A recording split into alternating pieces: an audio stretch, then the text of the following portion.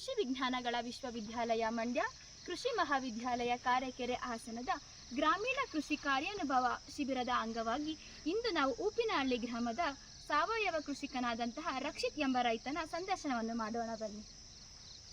ನಮಸ್ಕಾರ ಅಣ್ಣ, ನಿಮ್ಮ ಪರಿಚಯ ನಮ್ಮೊಂದಿಗೆ ಹಂಚಿಕೊಳ್ಳಿ. ನನ್ನ ಹೆಸರು ರಕ್ಷಿತ್ ಅಂದ್ಬಿಟ್ಟು, ಊಪಿನಹಳ್ಳಿ ಗ್ರಾಮ, ಚಂದ್ರಾಪಟ್ಟಣ ತಾಲೂಕು, ಹಾಸನ ಜಿಲ್ಲೆ. ನಮ್ಮದು ಟೋಟಲು 19 ಎಕರೆ ಜಮೀನು ಐತೆ.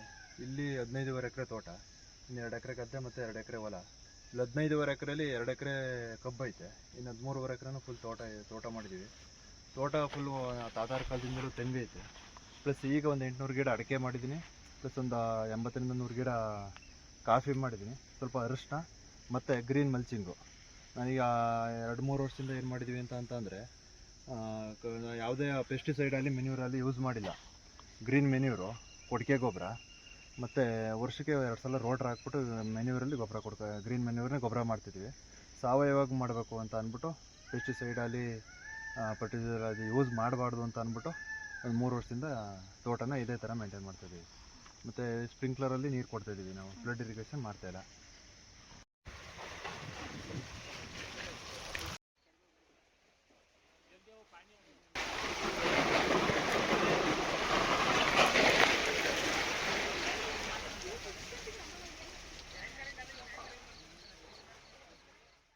ಅಣ್ಣ ನಮಸ್ಕಾರ. ನಿಮ್ಮ ತೋಟದಲ್ಲಿ ಬಾಳೆ ಬೆಳೆದಿದ್ದೀವಿ ಅಂತ ಹೇಳಿದ್ರಿ, ಅದ್ರ ಬಗ್ಗೆ ಹೇಳಿ. ಬಾಳೆ ಬಗ್ಗೆ. ನಾನು ಬಾಳೆ ಈ ಬಾಳೆನ 1 ವರ್ಷ ಆಯಿತು ಈ ಬಾಳೆ ಪ್ಲಾಂಟ್ ಮಾಡಿ. ಇನ್ನು ಕೆಳಗಡೆ ಒಂದು 3 ವರ್ಷ ಆಗಿದೆ ಗುಂಪು ಬಾಳೆ ಥರ ಮಾಡಿದ್ದೀನಿ. ನಾನೇನು ಮಾಡಿದೆ ಅಂತ ಅಂದರೆ, ಸಂತೇಶ್ವರ ನುಗ್ಗೇಳಿ ಹತ್ರ ಸಂತೇಶ್ವರ ಅಂತ ಅಂದ್ಬಿಟ್ಟು ಬಸವರಾಜ್ ಅಂದ್ಬಿಟ್ಟು, ಅವರು ಒಳ್ಳೆ ಪ್ರಗತಿಪರ ರೈತರು. ಅವ್ರನ್ನ ಯೂಟ್ಯೂಬಲ್ಲಿ ನೋಡಿ ಪರಿಚಯ ಮಾಡ್ಕೊಂಡು ಅವ್ರ ಹತ್ರ ಹೋಗಿದ್ದೆ. ಈಗ 3 ವರ್ಷದಿಂದಲೂ ಅವ್ರು ಪರಿಚಯ ಅವರೇ. ಅವ್ರು ಏನು ಮಾಡವ್ರೆ ಅಂದರೆ, ಒಂದು 32-33 ವರ್ಷದ ಹಿಂದೆ ಹಾಕಿರೋ ಬಾಳೆನ ಇವತ್ತಿಗೂ ತೋಟದಲ್ಲಿ ಬಿಡ್ಕೊಂಡವ್ರೆ. ಯಾವ ಸಿಸ್ಟಮಲ್ಲಿ ಮಾಡವ್ರೆ ಅಂದರೆ, ಗುಂಪು ಬಾಳೆ ಥರ ಮಾಡವ್ರೆ. ಗುಂಪು ಬಾಳೆ ನನಗೆ ಗೊತ್ತಿರಲಿಲ್ಲ, ಗುಂಪು ಬಾಳೆ ಅದು ಪದ್ಧತಿನೇ ಗೊತ್ತಿರಲಿಲ್ಲ. ಅಲ್ಲಿ ಹೋಗಿ ಅವ್ರನ್ನ ಪರಿಚಯ ಮಾಡ್ಕೊಂಡು ಅವ್ರ ತೋಟದ ಒಂದು 2-3 ಸಲ ವಿಸಿಟ್ ಮಾಡಿದೆ. ಅವ್ರ ತೋಟ ನೋಡಿದ ಮೇಲೆ ಗುಂಪು ಬಾಳೆ ಗೊತ್ತಾಯಿತು. ಆಮೇಲೆ ಗುಂಪು ಬಾಳೆ ಹೆಂಗೆ ಅಂದರೆ, ವರ್ಷಾನುಗಟ್ಟಲೆ ನಮಗೆ ಬಾಳಿಕೆ ಬರುತ್ತೆ. ಅದನ್ನು ನಾವು ಅದೀಗ ಗೊಬ್ಬರ ಹಾಕ್ತಲೇ ಅಂಗಡಿ ಮೆನ್ಯೂರ್ ಹಾಕ್ತಂಗೆ ಕೊಟ್ಟಿಗೆ ಗೊಬ್ಬರದಲ್ಲಿ ಅಥವಾ ಜಟ್ ನೀರಲ್ಲಿ ಮೇಂಟೈನ್ ಮಾಡ್ಕೊಂಡ್ರೆ ವರ್ಷಾನುಗಟ್ಟಲೆ ಬರುತ್ತೆ. ಅವ್ರನ್ನ ನೋಡಿ ಆ ಪದ್ಧತಿಲಿ ಮಾಡಬೇಕು ಅಂತ ಅಂದ್ಬಿಟ್ಟು ಈಗ 1 ಇಯರ್ ಆಯಿತು. ಇದನ್ನು ಈ ಗುಂಪು ಬಾಳೆ ಪದ್ಧತಿನೇ ನಾನು ಹಾಕಿದ ತಟ್ಟಿಂದ ಯಾವ ಬ್ರಾಂಚಸ್ನಲ್ಲಿ ನಾನು ಕೂದಿಲ್ಲ, ಪ್ರತಿಯೊಂದು ಬ್ರಾಂಚಸ್ ಹಂಗೆ ಬಿಟ್ಟಿದ್ದೀನಿ. ಅವ್ರ ಪದ್ಧತಿಲಿ ಮಾಡಬೇಕು ಅಂತ ಅಂದ್ಬಿಟ್ಟು ಮಾಡ್ತೀನಿ. ನಿಮ್ಗೆ ತೋರಿಸ್ತೀನಿ.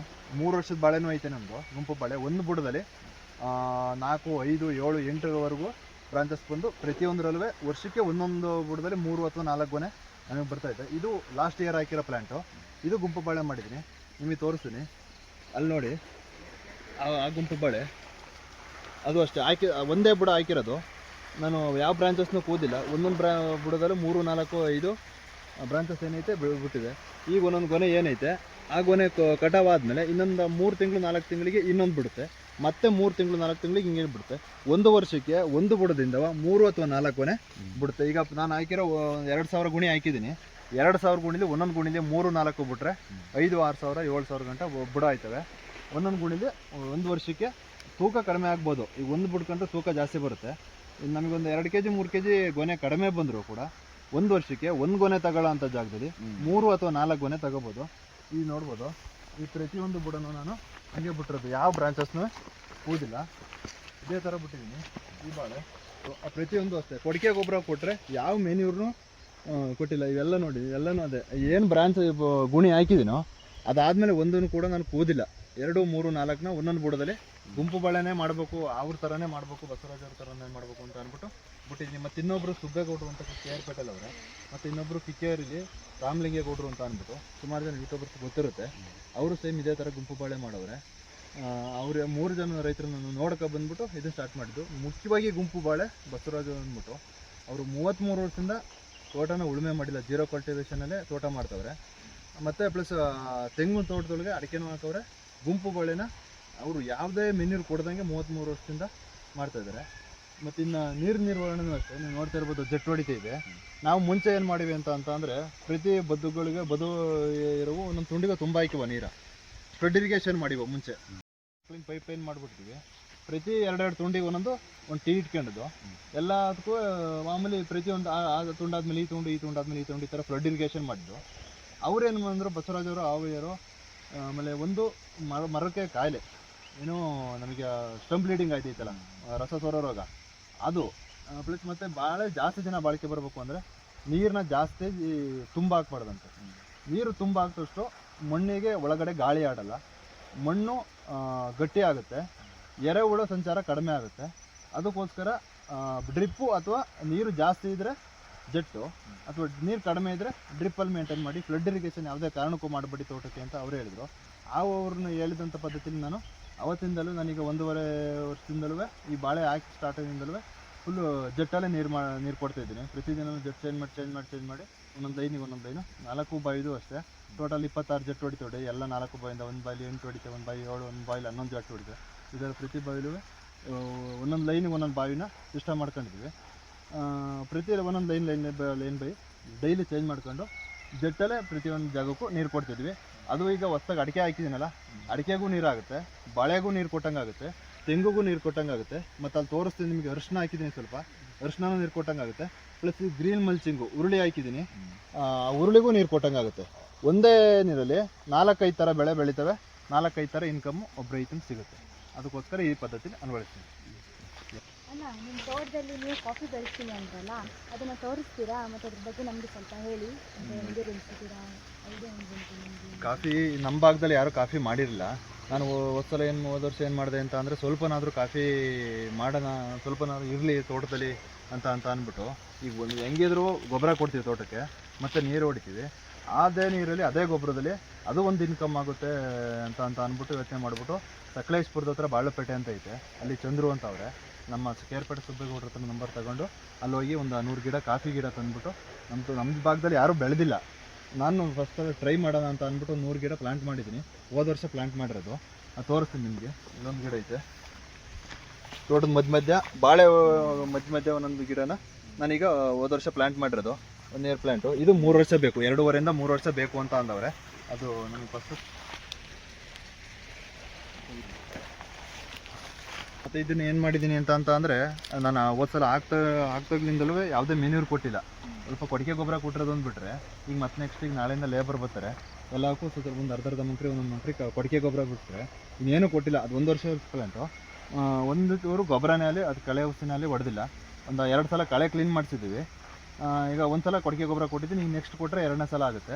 ಅದನ್ನು ಕೂಡ ಈ ಬಾಳೆ ಮತ್ತು ತೆಂಗು ಅಡಿಕೆ ಹೆಂಗೆ ಮೇಂಟೈನ್ ಮಾಡಬೇಕು ಅಂತ ಅಂದ್ಕೊಂಡಿದ್ದೀನೋ ಅದೇ ಥರ ಜೆಟ್ ನೀರಲ್ಲಿ ಮೆನ್ಯೂರ್ ಯೂಸ್ ಮಾಡ್ದಂಗೆ ಸಾವಯವವಾಗಿ ಕೊಟ್ಟಿಗೆ ಗೊಬ್ಬರದಲ್ಲೇ ಬೆಳಿಬೇಕು ಅಂತ ಅಂದ್ಬಿಟ್ಟು ಅದೇ ಥರ ಮೇಂಟೈನ್ ಮಾಡ್ತಾಯಿದ್ದೀನಿ. ಅದು ಸ್ವಲ್ಪ ಇಳುವರಿ ಕಡಿಮೆ ಆದರೂ ಪರವಾಗಿಲ್ಲ, ಲೇಟ್ ಆದರೂ ಪರವಾಗಿಲ್ಲ, ಸಾವಯವದಲ್ಲೇ ಬೆಳಿಬೇಕು ಅಂತ ಅಂದ್ಬಿಟ್ಟು ಜಾಸ್ತಿ ದಿನ ಬಾಳಿಕೆ ಬರುತ್ತೆ. ಯಾವುದೇ ಗಿಡ ಆಗಲಿ ಯಾವುದೇ ಇದರಲ್ಲಿ ಮೆನ್ಯೂರ್ ಕೊಟ್ಟಷ್ಟು ನಮಗೆ ಇಳುವರಿ ಜಾಸ್ತಿ, ಬೇಗ ಸ್ಪೀಡಾಗಿ ನಮಗೆ ಇನ್ಕಮ್ ಸಿಗುತ್ತೆ. ಆದರೆ ಜಾಸ್ತಿ ದಿನ ಬಾಳಿಕೆ ಬರೋಲ್ಲ, ಬೇಗ ರೋಗ ಸುತ್ತಾಯ್ತವೆ, ಯಾವುದು ತೆಂಗಾಲಿ ಅಡಿಕೆ ಆಗಲಿ ಬಾಳೆ ಆಗಲಿ. ನಾನು ಅಲ್ಲಿ ಅವ್ರ ಹತ್ರ ನೋಡಿ ಕಲ್ತ್ಕೊಂಡ್ಬಂದಿರೋದು ಅದೇ. ನಮಗೆ ಈಗ ಸಾವಯವದಲ್ಲಿ ಟೈಮ್ ತಾಳುತ್ತೆ, ಇಳುವರಿ ಕಡಿಮೆ ಇರುತ್ತೆ. ಪ್ಲಸ್ಸು ಮತ್ತು ಪ್ರತಿಯೊಂದು ಬೆಳೆನೂ ನಮಗೆ ಕೈ ಸಿಗೋದು ಟೈಮ್ ತಾಳುತ್ತೆ. ಆದರೆ ಜಾಸ್ತಿ ದಿನ ಲಾಂಗ್ ಟರ್ಮು ನಮಗೆ ಇನ್ಕಮ್ ಸಿಗುತ್ತೆ, ಬಾಳಿಕೆ ಬರುತ್ತೆ. ಯಾವುದೇ ಗಿಡ ಆಗಲಿ ಭೂಮಿನೂ ಬಾಳಿಕೆ ಬರುತ್ತೆ, ಭೂಮಿ ಬೇಗ ಹಾಳಾಗಲ್ಲ. ಆಮೇಲೆ ಕಳೆ ಇದ್ದಷ್ಟು ಭೂಮಿ ಒಳ್ಳೆಯದು. ಗ್ರೀನ್ ಮಲ್ಚಿಂಗ್ ಮಾಡಿದರೆ ಅದೇ ಅರ್ಧ ಗೊಬ್ಬರ ಆಗುತ್ತೆ. ಹಂಗಾಗಿ ಕೊಟ್ಟಿಗೆ ಗೊಬ್ಬರ, ಗ್ರೀನ್ ಮಲ್ಚಿಂಗು, ಉರುಳಿ ಹಾಕ್ಬಿಟ್ಟು ಗ್ರೀನ್ ಮಲ್ಚಿಂಗ್ ಮಾಡ್ತೀವಿ, ಸ್ಪ್ರಿಂಕ್ಲರಲ್ಲಿ ನೀರು ಕೊಡ್ತೀವಿ. ಹಂಗಾಗಿ ನಾನು ಅದೇ ಪದ್ಧತಿಲಿ ಮಾಡ್ತೀನಿ. ಅದಕ್ಕೆ ಯಾವುದೇ ಮೆನ್ಯೂರ್ನ 50 ರೂಪಾಯಿ ಕೊಟ್ಟಿಲ್ಲ. ನಿಮಗೆ ಗುಂಪು ಬೆಳೆ ಬಗ್ಗೆ ಹೇಳಿದ್ನಲ್ಲ, ಈಗ ಲಾಸ್ಟ್ ಇಯರ್ ಪ್ಲಾಂಟ್ ಇದು 3 ರಿಂದ 4-5 ಬ್ರಾಂಚಸ್ ಐತೆ, ಒಂದೂ ಕೂದಿಲ್ಲ. ಪ್ಲಸ್ ಮೊದಲನೇದ ನಾನೇನು ಬುಡ ಹಾಕಿದ್ದು ಅದು ಆಲ್ರೆಡಿ ಬಾಳೆ ಗೊನೆ ರೆಡಿ ಐತೆ. ಅದಕ್ಕೆ ನಿಮ್ಮ ನಂತರ ಬಿಡ್ತಿರೋ ಗೊತ್ತಿಲ್ಲ, ಒಂದು ಚೂರು ಗೊಬ್ಬರನ ಕೊಟ್ಟಿಲ್ಲ. ಕೊಟ್ಟಿಗೆ ಗೊಬ್ಬರ ಒಂದು ಸಲ ಬಿಟ್ಟರೆ ಗೊಬ್ಬರನೇ ಕೊಟ್ಟಿಲ್ಲ. ಪ್ಲಸ್ ಇನ್ನೊಂದು ನೋಡಿ, ಇಲ್ಲಿ ಇದನ್ನು ಮುನ್ಗಡೆಯಿಂದ ಕೊಯ್ಬೇಕು ಅಂತಾರೆ, ಅಲ್ಲಿ ಜೇನುಹುಳ ಬಂದಿದೆ. ಇದು ಮುನ್ಗಡೆಯಿಂದ ಕೂದ್ರೆ ಆ ಮುನ್ಗಡೆ ಹೂವು ಏನಾಗಿ ಕುಯ್ತು, ಇದು ಗೊನೆ ದಪ್ಪ ಬರುತ್ತೆ, ಸೈಜ್ ಬರುತ್ತೆ, ಇಳುವರಿ ಬರುತ್ತೆ ಅಂತ ಅಂತಾರೆ. ಅದು ಒಂದು ರೀತಿಲಿ ಓಕೆ. ಇನ್ನೊಂದು ರೀತಿಲಿ ಏನು ಅಂತ ಅಂದರೆ, ಈ ತುದಿ ಇರೋದ್ರಿಂದ, ಈ ಹೂವು ಇರೋದ್ರಿಂದ ಜೇನುಹುಳು ಬಂದು ಪರಾಗಸ್ಪರ್ಶಕ್ಕೆ, ತೆಂಗುಗೆ ಆಗಲಿ ಅಡಿಕೆಗೆ ಆಗಲಿ ಮತ್ತೊಂದಕ್ಕೆ ತೋಟಕ್ಕೆ ಬೇರೆ ಬೆಳೆಗಳಿಗೆ ಪರಾಗಸ್ಪರ್ಶಕ್ಕೆ ಅನುಕೂಲ ಆಗುತ್ತೆ. ಇದನ್ನು ಸುಮ್ಮನೆ ಕುಯ್ಯೋದ್ರಿಂದ ಏನೊಂದು 200-300 ಗ್ರಾಮು ಅಥವಾ ಒಂದು ಅರ್ಧ ಕೆಜಿನೂ ಬರೋಲ್ಲ ನನ್ನ ಪ್ರಕಾರ, ಅಷ್ಟು ಮಾತ್ರ ತೂಕ ಜಾಸ್ತಿ ಆಗ್ಬೋದು. ಈಗ ಜೇನುಹುಳು ಈ ಹೂವಿಗೆ ಬರೋದ್ರಿಂದ ಪರಾಗಸ್ಪರ್ಶ ಜಾಸ್ತಿ ಆಗುತ್ತೆ ಬೇರೆ ಬೆಳೆಗಳಿಗೆಲ್ಲವ, ಹಂಗೆ ಅದೊಂದು ಅನುಕೂಲ ಐತೆ. ಹಂಗಾಗಿ ನಾನು ಕೇಳಿರೋದೇನು ಅಂದರೆ, ನಾನು ತಿಳ್ಕೊಬಂದಿರೋದು ಅವ್ರ ತೋಟದಲ್ಲಿ ಇದನ್ನು ಕುಯ್ಬಾರ್ದು, ಈ ಹೂವನ್ನ ಅದೇ ಥರ ಹಾಗೆ ಬಿಟ್ಟರೆ ಪರಾಗಸ್ಪರ್ಶಕ್ಕೆ ತೋಟಕ್ಕೆ ಒಳ್ಳೆಯದಾಗುತ್ತೆ. ಜೇನುಹುಳು ಬರುತ್ತೆ ನೋಡಿ, ಆಲ್ರೆಡಿ ಜೇನುಹುಳು ಬಂದಿದೆ, ಅದನ್ನು ಝೂಮ್ ಮಾಡು. ಜೇನುಹುಳು ಬರೋದ್ರಿಂದ ಪರಾಗಸ್ಪರ್ಶಕ್ಕೆ ಹೆಲ್ಪ್ ಆಗುತ್ತೆ. ಈ ಹೂವನ್ನ ಕುಯ್ಬಾರ್ದು. ಇದನ್ನ ನಾನು ಯಾವುದೇ ಬೆಳೆ ಇಷ್ಟು ನಮ್ಮ ತೋಟದ 2 ವರ್ಷ ಬಾಳೆ ಐತೆ, ಯಾವ ಹೂನು ಇಲ್ಲಿವರೆಗೂ ಕೂದಿಲ್ಲ. ಅದು ಗೊನೆ ಸ್ವಲ್ಪ ಸಣ್ಣ ಆದರೂ ಪರವಾಗಿಲ್ಲ, ಆ ಹೂವನ್ನ ಹಂಗೆ ಬಿಡ್ತೀನಿ. ಏನಕ್ಕೆ ಅಂದರೆ ಜೇನು ಹುಳು ಬರುತ್ತೆ. ಜೇನು ಹುಳು ಬರೋದ್ರಿಂದ ತೆಂಗುಗೆ ಪರಾಗಸ್ಪರ್ಶ ಜಾಸ್ತಿ ಆಗುತ್ತೆ, ತೆಂಗುಲಿ ಇಳುವರಿ ಜಾಸ್ತಿ ಆಗುತ್ತೆ. ಅದಕ್ಕೋಸ್ಕರ ಆ ಹೂವನ್ನ ಯಾವುದೇ ಕಾರಣಕ್ಕೂ ಬಿಟ್ಟಿಲ್ಲ. ಪ್ಲಸ್ ಏನೇ ಮೆನ್ಯೂರ್ ಆಗ್ತಂಗೆ ನಮಗೆ ಮೊದಲನೇ ಗೊನೆ ಆ ಥರ ಬಂದಿದೆ ನೋಡಿ, ಗುಂಪು ಬಾಳೆದು. ನಾನು ಲಾಸ್ಟ್ ಇಯರ್ ಮಾಡಿರೋ ಪ್ಲಾಂಟ್ ಇದು. ನಿಮ್ಗೆ ಏನೋ ಕ್ರಾಪ್ ಇನ್ಸೂರೆನ್ಸ್ ಬಗ್ಗೆ ಗೊತ್ತಾ? ಕ್ರಾಪ್ ಇನ್ಸೂರೆನ್ಸ್ ಕಾರ್ಡ್ ಏನಾದರೂ ಮಾಡಿಸಿದ್ದೀರಣ್ಣ? ಕ್ರಾಪ್ ಇನ್ಸೂರೆನ್ಸ್ ಬಗ್ಗೆ ಗೊತ್ತು, ಸುಮಾರು ವರ್ಷದಿಂದಲೂ ಮಾಡಿಸಿದ್ದೀವಿ. ಈ ಸಲ ಜೋಳ ಮಾಡಿಸಿದ್ದೀನಿ ನಾನು. ಜೋಳ ಬಿಳಿ ಸುಳಿ ರೋಗ ಇವೆಲ್ಲ ಬರುತ್ತಲ್ಲ, ಜೋಳಕ್ಕೆ ಈ ಸಲ ಏನಾದ್ರು ಇನ್ಸೂರೆನ್ಸ್ ಮಾಡ್ಸೋಣ ಅಂತ ಅಂದ್ಬಿಟ್ಟು ಒಂದು ಎಕರೆಗೆ ಜೋಳಕ್ಕೆ ಮಾಡಿಸಿದ್ದೀವಿ. ಅಲ್ಲಿ ಗದ್ದೆ ಹತ್ರ ಜೋಳ ಹಾಕಿದ್ದು, ಅದರದ್ದು ಒಂದು ಇದೈತೆ, ತೋರಿಸ್ತೀನಿ ನಿಮಗೆ.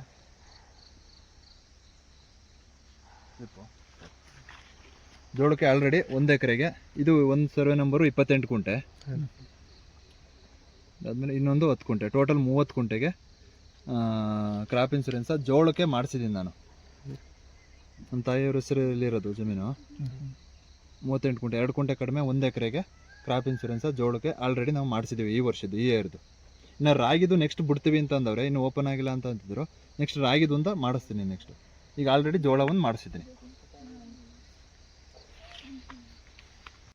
ಅಣ್ಣ, ನೀವು ಅಡಿಕೆ ಬೆಳಿತೀನಂತಲ್ಲ, ಅದ್ರ ಬಗ್ಗೆ ನಮಗೂ ಒಂದು ಸ್ವಲ್ಪ ಮಾಹಿತಿ ಕೊಡಿ ಅಣ್ಣ. ಅಡಿಕೆ ನಾವೀಗ ಇದು 1.5 ವರ್ಷದ ಪ್ಲಾಂಟ್ ಇದು. ಫಸ್ಟ್ ಟೈಮು 1 ವರ್ಷದಿಂದ ಹಾಕಿದ್ದು. ಮತ್ತೆ ಈಗ ಲಾಸ್ಟ್ ಇಯರಿಗೆ ಒಂದು 8-10 ತಿಂಗಳಲ್ಲಿ ಮತ್ತೆ ಇನ್ನೊಂದು 600 ಗಿಡ ಹಾಕಿದ್ದೀವಿ. ಅವಿನ್ನೂ ಸಣ್ಣ ಗಿಡ. ಇದು ಮುಂಚೆ ಹಾಕಿದ್ದು. ಇದಕ್ಕೂ ಅಷ್ಟೇ ಮೆನ್ಯೂರ್ ಯಾವುದನ್ನೂ ಕೊಟ್ಟಿಲ್ಲ. ಈ ಮೇಲ್ಗಡೆಗೆ ನೀರಿನ ಸಮಸ್ಯೆ ಇರೋದ್ರಿಂದ ಅರ್ಧ ಭಾಗಕ್ಕೆ ಮಾತ್ರ ಒಂದ್ಸಲ ಫಸ್ಟ್ ಹಾಕಿದ್ದು.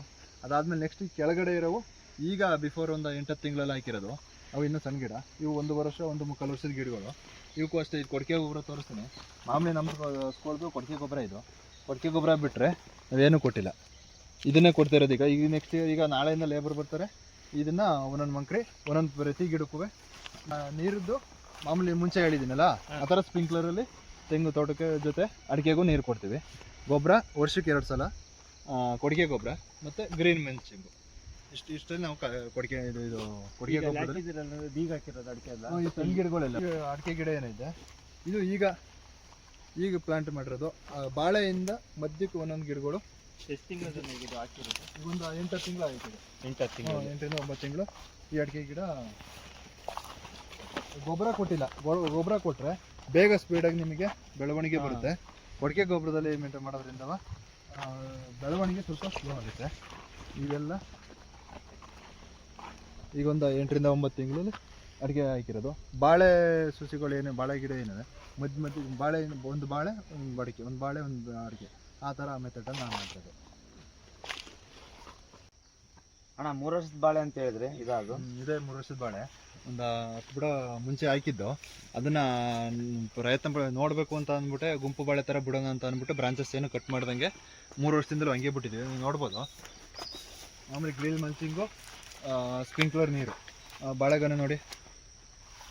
ಇದಕ್ಕೆ 3 ವರ್ಷದಿಂದಲೂ ಯಾವುದೇ ಒಂದು ಮೆನ್ಯೂರ್ನ ನಾನು ತಂದು ಹಾಕಿಲ್ಲ, ಗೊಬ್ಬರನೇ ತಂದು ಹಾಕಿಲ್ಲ. ಯಾವ DAPನಲ್ಲಿ ಯೂರಿಯಾ ಆಗಲಿ ಮತ್ತೊಂದೇ ಆಗಲಿ ಏನೂ ತಂದು ಹಾಕಿಲ್ಲ. ಒಂದೇ ಬುಡ ಹಾಕಿದ್ದು. ಒಂದೇ ಬುಡದಿಂದ 7ರಿಂದ 8 ಬ್ರಾಂಚಸ್ಸು ಇದ್ದಾವೆ. ಈಗ ಆಲ್ರೆಡಿ ಆ ಗೊನೆ ರೆಡಿ ಐತೆ. ಆ ಗೊನೆ ರೆಡಿ. ಅದಾದಮೇಲೆ ನೋಡಿ ಇಲ್ಲೊಂದು ಗೊನೆ, ಅದಾಗಿ ಒಂದು 3 ತಿಂಗಳಿಗೆ ಈ ಗೊನೆ. ಇದಾದಮೇಲೆ ಇದೇ ಬುಡದಲ್ಲಿ ಮತ್ತೆ ಬಲ್ಲಿ ಇಲ್ಲಿಗೆ ಈ ಗೊನೆ. ಅದಾದಮೇಲೆ ನೆಕ್ಸ್ಟು ಈ ಬುಡದಲ್ಲೋ ಅಥವಾ ಆ ಬುಡದಲ್ಲೋ ವರ್ಷ ಪೂರ್ತಿ 1 ವರ್ಷಕ್ಕೆ ಒಂದು ಬುಡದಿಂದ 3ರಿಂದ 4 ಗೊನೆ ಬರ್ತಾ ಇರುತ್ತೆ. ಇಳುವರಿ ಸ್ವಲ್ಪ ನಾವು ಮೆನ್ಯೂರ್ ಹಾಕೋದ್ಕಿಂತ ಇಳುವರಿ ಸ್ವಲ್ಪ ಡೌನ್ ಇರ್ಬೋದು. ಆ ಮೆನ್ಯೂರ್ ಹಾಕೋದ್ರಿಂದ 10 kg 12 kg 15 kg ಬರ್ಬೋದು. ಇದು 7 kg 8 kg. ನಮ್ಮ ದೊಡ್ಡಲ್ಲಿ ಮೆನ್ಯೂರ್ ಇಲ್ದೇ ಗುಂಪು ಬಾಳೆಯಲ್ಲಿ ಅಲ್ಲೊಂದು 3 ಗುಂಪು ಬಾಳೆ ತೋರಿಸ್ತೀನಿ. 12 kg 13 kg ಏನು ಮೆನ್ಯೂರ್ ಇಲ್ದಲೇ ಬಂದಿದೆ. ಈಗ ಆ ಕಡೆ ಫಸ್ಟ್ ಒಂದು ತೋರಿಸಿದ್ನ ಅದೊಂದು 10 kg ಬಂದೇ ಬರುತ್ತೆ. ಮೆನ್ಯೂರ್ ಆಯ್ಕೆ 13 10 kg 15 kg ತಗೋದಿಲ್ಲ. ಮೆನ್ಯೂರ್ ಇಲ್ದೇ 8ರಿಂದ 10 kg ತಗೊಂಡ್ರೆ ₹1 ಖರ್ಚಿಲ್ದಂಗೆ ಏನಿಲ್ಲ. ಇದು ಬರೀ ಬುಡ ಹಾಕಿರೋದೊಂದು ಬಿಟ್ಟರೆ ತೋಟಕ್ಕೆ ಹೆಂಗೆ ನೀರು ಹೊಡಿತೀನಿ ಅದಕ್ಕೂ ಹಂಗೆ ನೀರು ಹೊಡಿತೀನಿ. ಅಷ್ಟು ಬಿಟ್ಟರೆ ₹1 ಖರ್ಚು ಮಾಡಿಲ್ಲ. ವರ್ಷಕ್ಕೆ ಒಂದು ಬುಡದಿಂದ 3 ಅಥವಾ 4 ಗೊನೆ ಬರುತ್ತೆ. ಖರ್ಚಿಲ್ದಂಗೆ ನಮಗೆ ಆದಾಯ ಬರುತ್ತೆ. ಅವರು ಅದೇ ಥರ ಮಾಡಿರೋದು. ಅಲ್ಲಿ ನೋಡ್ಕೊಬಂದು ನಾನು ಈ ಥರ ಇದು 3 ವರ್ಷದ ಕರೆಕ್ಟಾಗಿ 3 ವರ್ಷದ ಪ್ಲ್ಯಾಂಟು. ಮತ್ತು ಇನ್ನೊಂದು ಏನು ಮಾಡ್ತೀವಿ ಅಂತ ಅಂದರೆ ಈ ಗೊನೆ ಕಡ್ಕೊಂಡ್ಮೇಲೆ ಇದನ್ನು ಮುಂಚೆ ಏನು ಮಾಡಿದ್ರು ಅಂತಂದ್ರೆ ರೈತರು ಬುಡ ಸಮೇತ ಕೂದಾಕಿದ್ರು. ಈಗ ಅಲ್ಲಿ ನೋಡ್ಕೊಬಂದು ಮತ್ತು ನಾನು ತಿಳ್ಕೊಂಡಿದ್ದೇನೆ, ಕೆಲವರು ರೈತರು ತೋಟಕ್ಕೆ ವಿಸಿಟ್ ಮಾಡ್ತಾ ತಿಳ್ಕೊಂಡಿದ್ದೇನು ಅಂದರೆ, ಈ ಗೊನೆ ತಗೊಂಡ ಮೇಲೆ ಇದನ್ನು ಕುಯ್ಬಾರ್ದಂತೆ. ಇದರಲ್ಲಿ ಜಾಸ್ತಿ 75% ವಾಟರ್ ಕಂಟೆಂಟೇ ಇರುತ್ತೆ. ವಾಟ್ರಲ್ಲಿ ಬರೀ ವಾಟರ್ ಇರೋಕ್ಕಲ್ಲ, ಪೋಷಕಾಂಶಗಳು ಇರ್ತವೆ. ಇದನ್ನು ಕುಯ್ಯೋದ್ರಿಂದ ಸುಮ್ಮನೆ ಕೆಳಗಡೆಗೆ ಹಾಕಿದರೆ ಭೂಮಿ ಗೊಬ್ಬರ ಆಗುತ್ತೆ. ಇದನ್ನು ಬರೀ ಗೊನೆ ಕಡ್ಕೊಂಡು ಈ ಬುಡನ ಅದೇ ಥರ ಇದೇ ಥರ ಬುಡೋದ್ರಿಂದ ಇದರಲ್ಲಿರೋ ಪೋಷಕಾಂಶಗಳು ನೆಕ್ಸ್ಟ್ ಅದರ ಪಕ್ಕದಲ್ಲಿರೋ ಮರಿಗೆ ಕೊಡುತ್ತಂಥದ್ದು ನಾನು ತಿಳ್ಕೊಂಡು, ಅವರೆಲ್ಲ ನಾವು ಬೇರೆ ರೈತರ ಹತ್ರ ನಾವು ತಿಳ್ಕೊಬಂದಿರೋದು. ಇದನ್ನು ಗೊನೆ ಆದಮೇಲೆ ಕಡಿಬಾರ್ದಂತಿದೆ. ಈ ಬುಡ ಹಿಂಗೆ ಬಿಡೋದ್ರಿಂದ ಇದರಲ್ಲಿರೋ ಪೋಷಕಾಂಶಗಳು ಈ ಮರಿಗೆ ಬಂದು ಇದು ಡೆವಲಪ್ ಆಗುತ್ತೆ. ಇದನ್ನು ಕಡಿಬಾರ್ದು. ಈಗ ನಾನು ಗುಂಪು ಬಾಳೆಲಿ ಇಷ್ಟು ಏನು ನಾವು ಗೊನೆ ಬರ್ದಂಗೆ ಕೂಯ್ತಾ ಇದ್ದೀವೋ ಅದು ಯಾವುದೂ ಕಡಿಯಲ್ಲ. ಅಲ್ಲಿ ತೋರಿಸ್ತೀನಿ ನಿಮಗೆ. ಇದೇ ಥರ ಬಿಡೋಣ, ಅದೇ ಥರ ಬಿಡ್ತೀನಿ.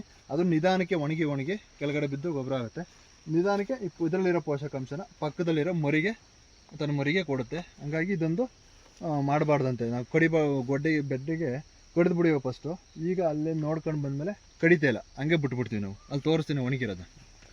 ಈಗ 4-5 ತಿಂಗಳಲ್ಲಿ ಗೊನೆ ಬಂದಿರೋದು, ಅದು ಕಡಿದು ಗೊನೆ ತಗೊಂಡಿದ್ದೀವಿ ಅಷ್ಟೇ. ಈಗ ಬುಡನ ಕಡ್ದಿಲ್ಲ ನೋಡಿ, ಫುಲ್ ಒಣಗೋಯ್ತು. ಒಂದು 4-5 ತಿಂಗಳಿಗೆ ಇದರಲ್ಲಿರೋ ವಾಟರ್ ಕಂಟೆಂಟ್ ಎಲ್ಲ ಬೇರೆ ಮರಿಗಳು ಎಳ್ಕೊಂಡವೆ. ಇದು ಹಂಗೆ ಬಿದ್ದು ಒಣಗುತ್ತೆ. ಬುಡನ ಕಡ್ದಿಲ್ಲ, ಹಂಗೆ ಬಿಟ್ಬಿಡ್ತೀವಿ ನಾವು. ಈ ಥರ ಮಾಡಬೇಕು ಅಂತ ನೋಡಿಬಿಟ್ಟು ಇದೇ ಥರ ಮಾಡ್ಕೊಂಡಿರೋದು. ಅದಲ್ಲೇ ಬಿದ್ದು ಇದೇ ಗುಂಪು ಬಾಳಿಗೆ ಇದು ಕೂಡ ಗೊಬ್ಬರ ಆಗುತ್ತೆ. 3 ತಿಂಗಳಾಯ್ತು ಈ ಗೊನೆ ಕಡ್ದು. ಈ ಗೊನೆನ ತಗೊಂಡ್ಮೇಲೆ ಇಲ್ಲಿ ಗೊನೆ ಕಡ್ದಿದ್ದೀವಿ. ಈ ಗೊನೆನ ತಗೊಂಡ್ಮೇಲೆ ಇದನ್ನ ಬುಡನ ನಾವು ಬಡ್ಡೆ ಕಡ್ದಿಲ್ಲ, ಹಂಗೆ ಬಿಟ್ಬಿಟ್ಟಿದ್ದೀನಿ. ಅದ್ರ ನಿಧಾನಕ್ಕೆ ಪೋಷಕಾಂಶನ ಪಕ್ಕದ ಮರಿ ಕೊಡುತ್ತೆ. ಇದು ನಿಧಾನಕ್ಕೆ ಒಣಗಿ ಇಲ್ಲೇ ಬಿದ್ದು ಮಲ್ಚಿಂಗ್ ಆಗುತ್ತೆ. ಮಲ್ಚಿಂಗ್ಗೆ ತುಂಬ ಒಳ್ಳೆಯದು. ಇದು ಒಂದು ತೋರಿಸ್ತೀನಿ. ಹಂಗೆ ಬಿಟ್ಬಿಡ್ತೀವಿ ಅಷ್ಟೇ, ನಾವೇನು ಮಾಡೋಕ್ಕೋಗಲ್ಲ. ಇದು ನಿಧಾನಕ್ಕೆ ಒಣಗಿ ಬಿದ್ದು ಮಲ್ಚಿಂಗ್ ಆಗುತ್ತೆ, ಗೊಬ್ಬರನೂ ಆಗುತ್ತೆ. ಬುಡಕ್ಕೆ ಕಡಿಬಾರ್ದು. ನೋಡಿ ಇಲ್ಲೊಂದು ಗುಂಪು ಬಾಳೆ, ಇದೊಂದು ಅಷ್ಟೇ. ಅಲ್ಲಿ ಹೇಳಿದ್ರೆ ಹಂಗೆ ಇಲ್ಲಿ ನಾನೇನು ಗೊಬ್ಬರ ಹಾಕಿಲ್ಲ. ಕೊಡಿಕೆ ಗೊಬ್ಬರ ಬಂದುಬಿಟ್ರೆ ಏನೂ ಗೊಬ್ಬರ ಹಾಕಿಲ್ಲ. ಇಲ್ಲಿ ಗೊನೆ ನೋಡು, ಗುಂಪು ಬಾಳೆ. ಇದು ಒಂದು ಗುಂಪು ಬಾಳೆ, ಅಲ್ಲಿ ತೋರಿಸಿದಲ್ಲಿ. ಮತ್ತು ಇನ್ನೂ ಇದಕ್ಕಿಂತಲೂ ಜಾಸ್ತಿ ಬ್ರಾಂಚಸ್ ಇರೋಂಥ ಗುಂಪು ಬಾಳೆ ಅಲ್ಲೇ ಐತೆ, ತೋರಿಸ್ತೀನಿ. ಇದು ಅಷ್ಟೇ. ನಾನು ಹೂವು ಕೂದಿಲ್ಲ. ಇಲ್ಲಿ ಅಲ್ಲಿ ತೋರಿಸ್ದಂಗೆ ಜೇನುಹುಳು ಬರುತ್ತೆ. ಜೇನಿರೋಕ್ಕೆ ಪರಾಗಸ್ಪರ್ಶಕ್ಕೆ ಒಳ್ಳೆಯದಾಗುತ್ತೆ, ಸರಿಯಾಗುತ್ತೆ ತೋಟಕ್ಕೆ. ಹಂಗಾಗಿ ಹೂವು ಯಾವುದನ್ನೂ ಕುಯ್ಯಲ್ಲ. ಗೊನೆ ಸ್ವಲ್ಪ ಕಡಿಮೆ ಆದರೂ ಪರವಾಗಿಲ್ಲ, ಇಳುವರಿ ಸ್ವಲ್ಪ ಕಡಿಮೆ ಆದರೂ ಪರವಾಗಿಲ್ಲ. ಗೊನೆನ ಹೂವನ್ನ ಕುಯ್ಯಲ್ಲ. ಇದೇ ಥರ ಬಿಟ್ಟಿದ್ದೀನಿ. ಗೊನೆ ನೋಡು. ಈಗ ಇದಾದಮೇಲೆ ಆ ಕಡೆ ಒಂದು ರೆಡಿ ಐತೆ ಆಪೋಸಿಟ್ಟು ಗೊನೆ. ಇದೊಂದು ಇನ್ನೊಂದು 2 ತಿಂಗಳು 3 ತಿಂಗಳಿಗೆ ಆ ಥರ ಆ ಕಡೆ ಒಂದು ಬರ್ತೈತೆ. ಅಲ್ಲಿ ತೋರಿಸ್ತೀನಿ ಗುಂಪು ಬಾಳೆ. ಇನ್ನೂ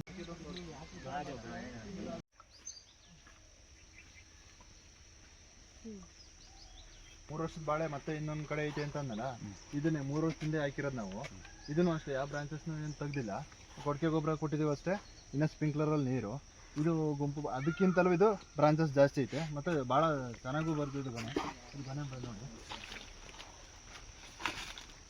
ಅದು ಹಾಕ್ಬಿಟ್ಟು 3 ವರ್ಷದಿಂದ ಬಿಟ್ಟಿರೋದಷ್ಟೇ. ಸುತ್ತಲೂ ಈ ಗೊನೆ ಆದಮೇಲೆ ನೆಕ್ಸ್ಟ್ ಆ ಕಡೆ ಗೊನೆ. ಮತ್ತು ಇನ್ನೊಂದು ಇದು ಈ ಕಡೆ ಇದೊಂದು ಗುಂಪು ಬಾಳೆ. ಇದೊಂದು ನೋಡಿ, ಇದು ಆಲ್ರೆಡಿ ಅದೇ ಗರ್ಭ. ಅದು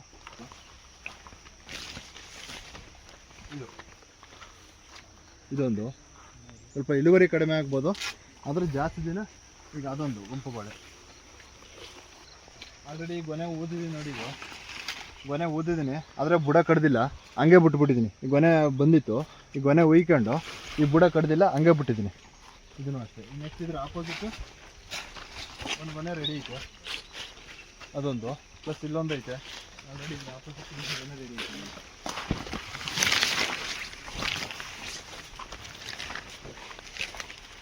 ಇದೊಂದು ಗೊನೆ, ಇದೇ ಗುಂಪು ಬಾಳೆಲಿ ಇದರ ಆಪೋಸಿಟ್ ಆಲ್ರೆಡಿ ಇಲ್ಲೊಂದು ರೆಡಿ ಐತೆ. ಅಣ್ಣ, ನೀವು ಅರಿಶಿಣ ಬೆಳಿತೀರಲ್ಲ, ಅದ್ರ ಬಗ್ಗೆ ಸ್ವಲ್ಪ ಮಾಹಿತಿ ಕೊಡಿ. ಅರಿಶಿಣ ನಾವು ತೋಟದ ಮಧ್ಯೆ ಅಲ್ಲಲ್ಲೇ ಬೆಳ್ಕೊಂಡಿದ್ದೀವಿ. ಮೇಯ್ನ್ ಇದು ಪರ್ಪಸ್ ಏನು ಬರ್ತದೆ ಅಂದರೆ, ಮನೆಗೆ ಅರಿಶಿಣ ಬೆಳ್ಕೋಬೇಕು ಅಂತ ಬರ್ತಿದ್ದು. ಇನ್ನು ಜಾಸ್ತಿ ಆದರೆ ಮಾರ್ಕೆಟಿಂಗ್ ಮಾಡೋಣ ಅಂತ ಅಂದ್ಬಿಟ್ಟು ಹೊರಗಡೆ ಕೊಟ್ಟರಾಗುತ್ತೆ ಅಂತ ಮಾಡಿದ್ವಿ. ನಮ್ಮ ಸ್ನೇಹಿತರು ಹಿಂಗೆ ಅರಿಶಿಣ ಹಾಕಿದ್ರು. ಅವ್ರ ಹತ್ರ ಒಂದು ಬ್ಯಾಗ್ ಉಳಿದಿತ್ತು, ಒಂದು ಚೀಲ ಉಳಿದಿತ್ತು. ಅಲ್ಲಿಂದ ಅದನ್ನು ತಂದುಬಿಟ್ಟು ನಾವು ಅರಿಶಿಣ ಹಾಕಿರೋದು. ಈಗ ಹೊರಗಡೆ ಎಲ್ಲ ಅಂಗಡಿಲಿ ತರಕ್ಕೆ ಹೋದರೆ ಸ್ವಲ್ಪ ಸೆಕೆಂಡ್ಸು ಮಿಕ್ಸಲ್ಲಿ ಅದು ಇದು ಮಿಕ್ಸ್ ಮಾಡಿಬಿಟ್ಟು ಅರಿಶಿಣ ಪ್ಯೂರ್ ಬರೋಲ್ಲ. ಈಗ ಹೋದ್ಸಲ ಏನು ಮಾಡಿದೆ ಅಂತ ಅಂದರೆ, ನಮ್ಮ ಸುಬ್ಬಗೌಡರು ತೋಟದಲ್ಲಿ ಕೇರ್ಪೇಟೆಯಿಂದ ಅವರು ಹಿಂಗೆ ತೋಟದೊಳಗೆ ಅರಿಶಿಣ ಹಾಕಿದ್ರು ಅಲ್ಲಲ್ಲೇ. ಅದನ್ನು ತಂದು ನಾವು ಒಣಗಿಸಿ ಬೇಯಿಸ್ಬಿಟ್ಟು ಪೌಡ್ರ್ ಮಾಡಿದ್ದು. ಅದನ್ನೇ ಈಗ ಮನೆಯಲ್ಲೇ ಯೂಸ್ ಮಾಡ್ತಿದ್ವಿ. ನೆಕ್ಸ್ಟು ನಾವೇ ಬೆಳ್ಕೊಂಡು ಆ ಥರ ಮಾಡೋಣ ನಮ್ಮ ಫ್ಯಾಮಿಲಿಗೆ ಅಥವಾ ನಮ್ಮ ರಿಲೇಟಿವ್ಸ್ಗೆ ಅರಿಶಿಣ ಪುಡಿ ನಮ್ಮ ಮನೆಗೆ ಓನ್ಗೋಸ್ಕರ ಅಂದ್ಬಿಟ್ಟು ನಮ್ಮ ಸ್ನೇಹಿತರ ಹತ್ರ ಉಳಿದಿದ್ದ ಅರಿಶಿಣ ತಂದುಬಿಟ್ಟು ಮಧ್ಯ ಈಗ ಒಂದು ಕಡೆ ಮೋನೋಕ್ರಾಪ್ ಥರ ಮಾಡಿಲ್ಲ, ಅಲ್ಲಲ್ಲೇ ಆಲ್ರೆಡಿ ಅಲ್ಲಲ್ಲೇ ಹಾಕಿದ್ವಿ. ಇಲ್ಲೊಂದು ಗುಣಿ ಐತೆ, ಮತ್ತು ಇಲ್ಲೊಂದು ಗುಣಿ, ಮತ್ತು ಮುಂದೆ ಬನ್ನಿ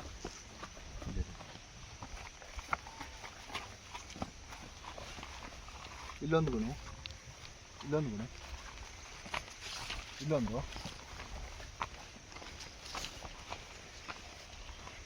ಇಲ್ಲೊಂದು ಮುಂದ್ಗಡೆ ಹಿಂಗೆ. ಮತ್ತು ಬಾಳೆ ಮಧ್ಯದಲ್ಲೆಲ್ಲ ಬಾಳೆ ಮಧ್ಯದಲ್ಲಿ ಒಂದೊಂದು ಗುಂಪು ಒಂದು ಎರಡೆರಡು ಪೀಸು. ಇದೇನಾಗುತ್ತೆ ಅಂತ ಅಂದರೆ ಅರಿಶಿನ ಒಂದೇ ಒಂದು ಪೀಸ್ ಉಳ್ಕೊಂಡು ಸಾಕು, ಮತ್ತೆ ಅದು ಬುಡ ಬೆಳೆದು ಮತ್ತೆ ಅದೇ ಜಾಗದಲ್ಲಿ ಅರಿಶಿನ ನಮಗೆ ಸಿಗುತ್ತೆ. ಈಗ ಒಂದು ಬುಡದಲ್ಲಿ 2 kg 2.5 kg ಥರ ಬರ್ಬೋದು. ನಾವೀಗೇನು ಗೊಬ್ಬರ ಹಾಕೋದು ಬೇಡ, ನ್ಯಾಚುರಲಾಗಿ ಹಂಗೆ ಬರಲಿ ಅಂತ ಅನ್ನೋ ಉದ್ದೇಶಕ್ಕೋಸ್ಕರ ಅಲ್ಲಲ್ಲೇ ಎಲ್ಲಿ ಜಾಸ್ತಿ ನಾವು ನೀರು ಆಡ್ತೀವಿ, ಈಗ ಸ್ಪ್ರಿಂಕ್ಲರ್ ಹಾಕ್ತೀವಿ ಅದು ಅಂಥ ಜಾಗಕ್ಕೆ ಈ ಟರ್ಮರಿನ ಹಾಕಿದ್ದೀನಿ. ಒಂದು ಬುಡದಲ್ಲಿ ಒಂದು ಅರ್ಧ kg 1 kg ಬಂದರೆ ಸಾಕು. ಒಂದು 10 ಬುಡ ಕಿತ್ಕೊಂಡ್ರು 10 kg ಅರಿಶಿನ ಸಿಗುತ್ತೆ. ನಮ್ಮ ಮನೆಗೆ ಆಗುತ್ತೆ. ಹೆಚ್ಚು ಕಡಿಮೆ ಒಂದು 200ರಿಂದ 250 ಬುಡ ಈ ಥರದ್ದು ಹಾಕಿದ್ದೀನಿ.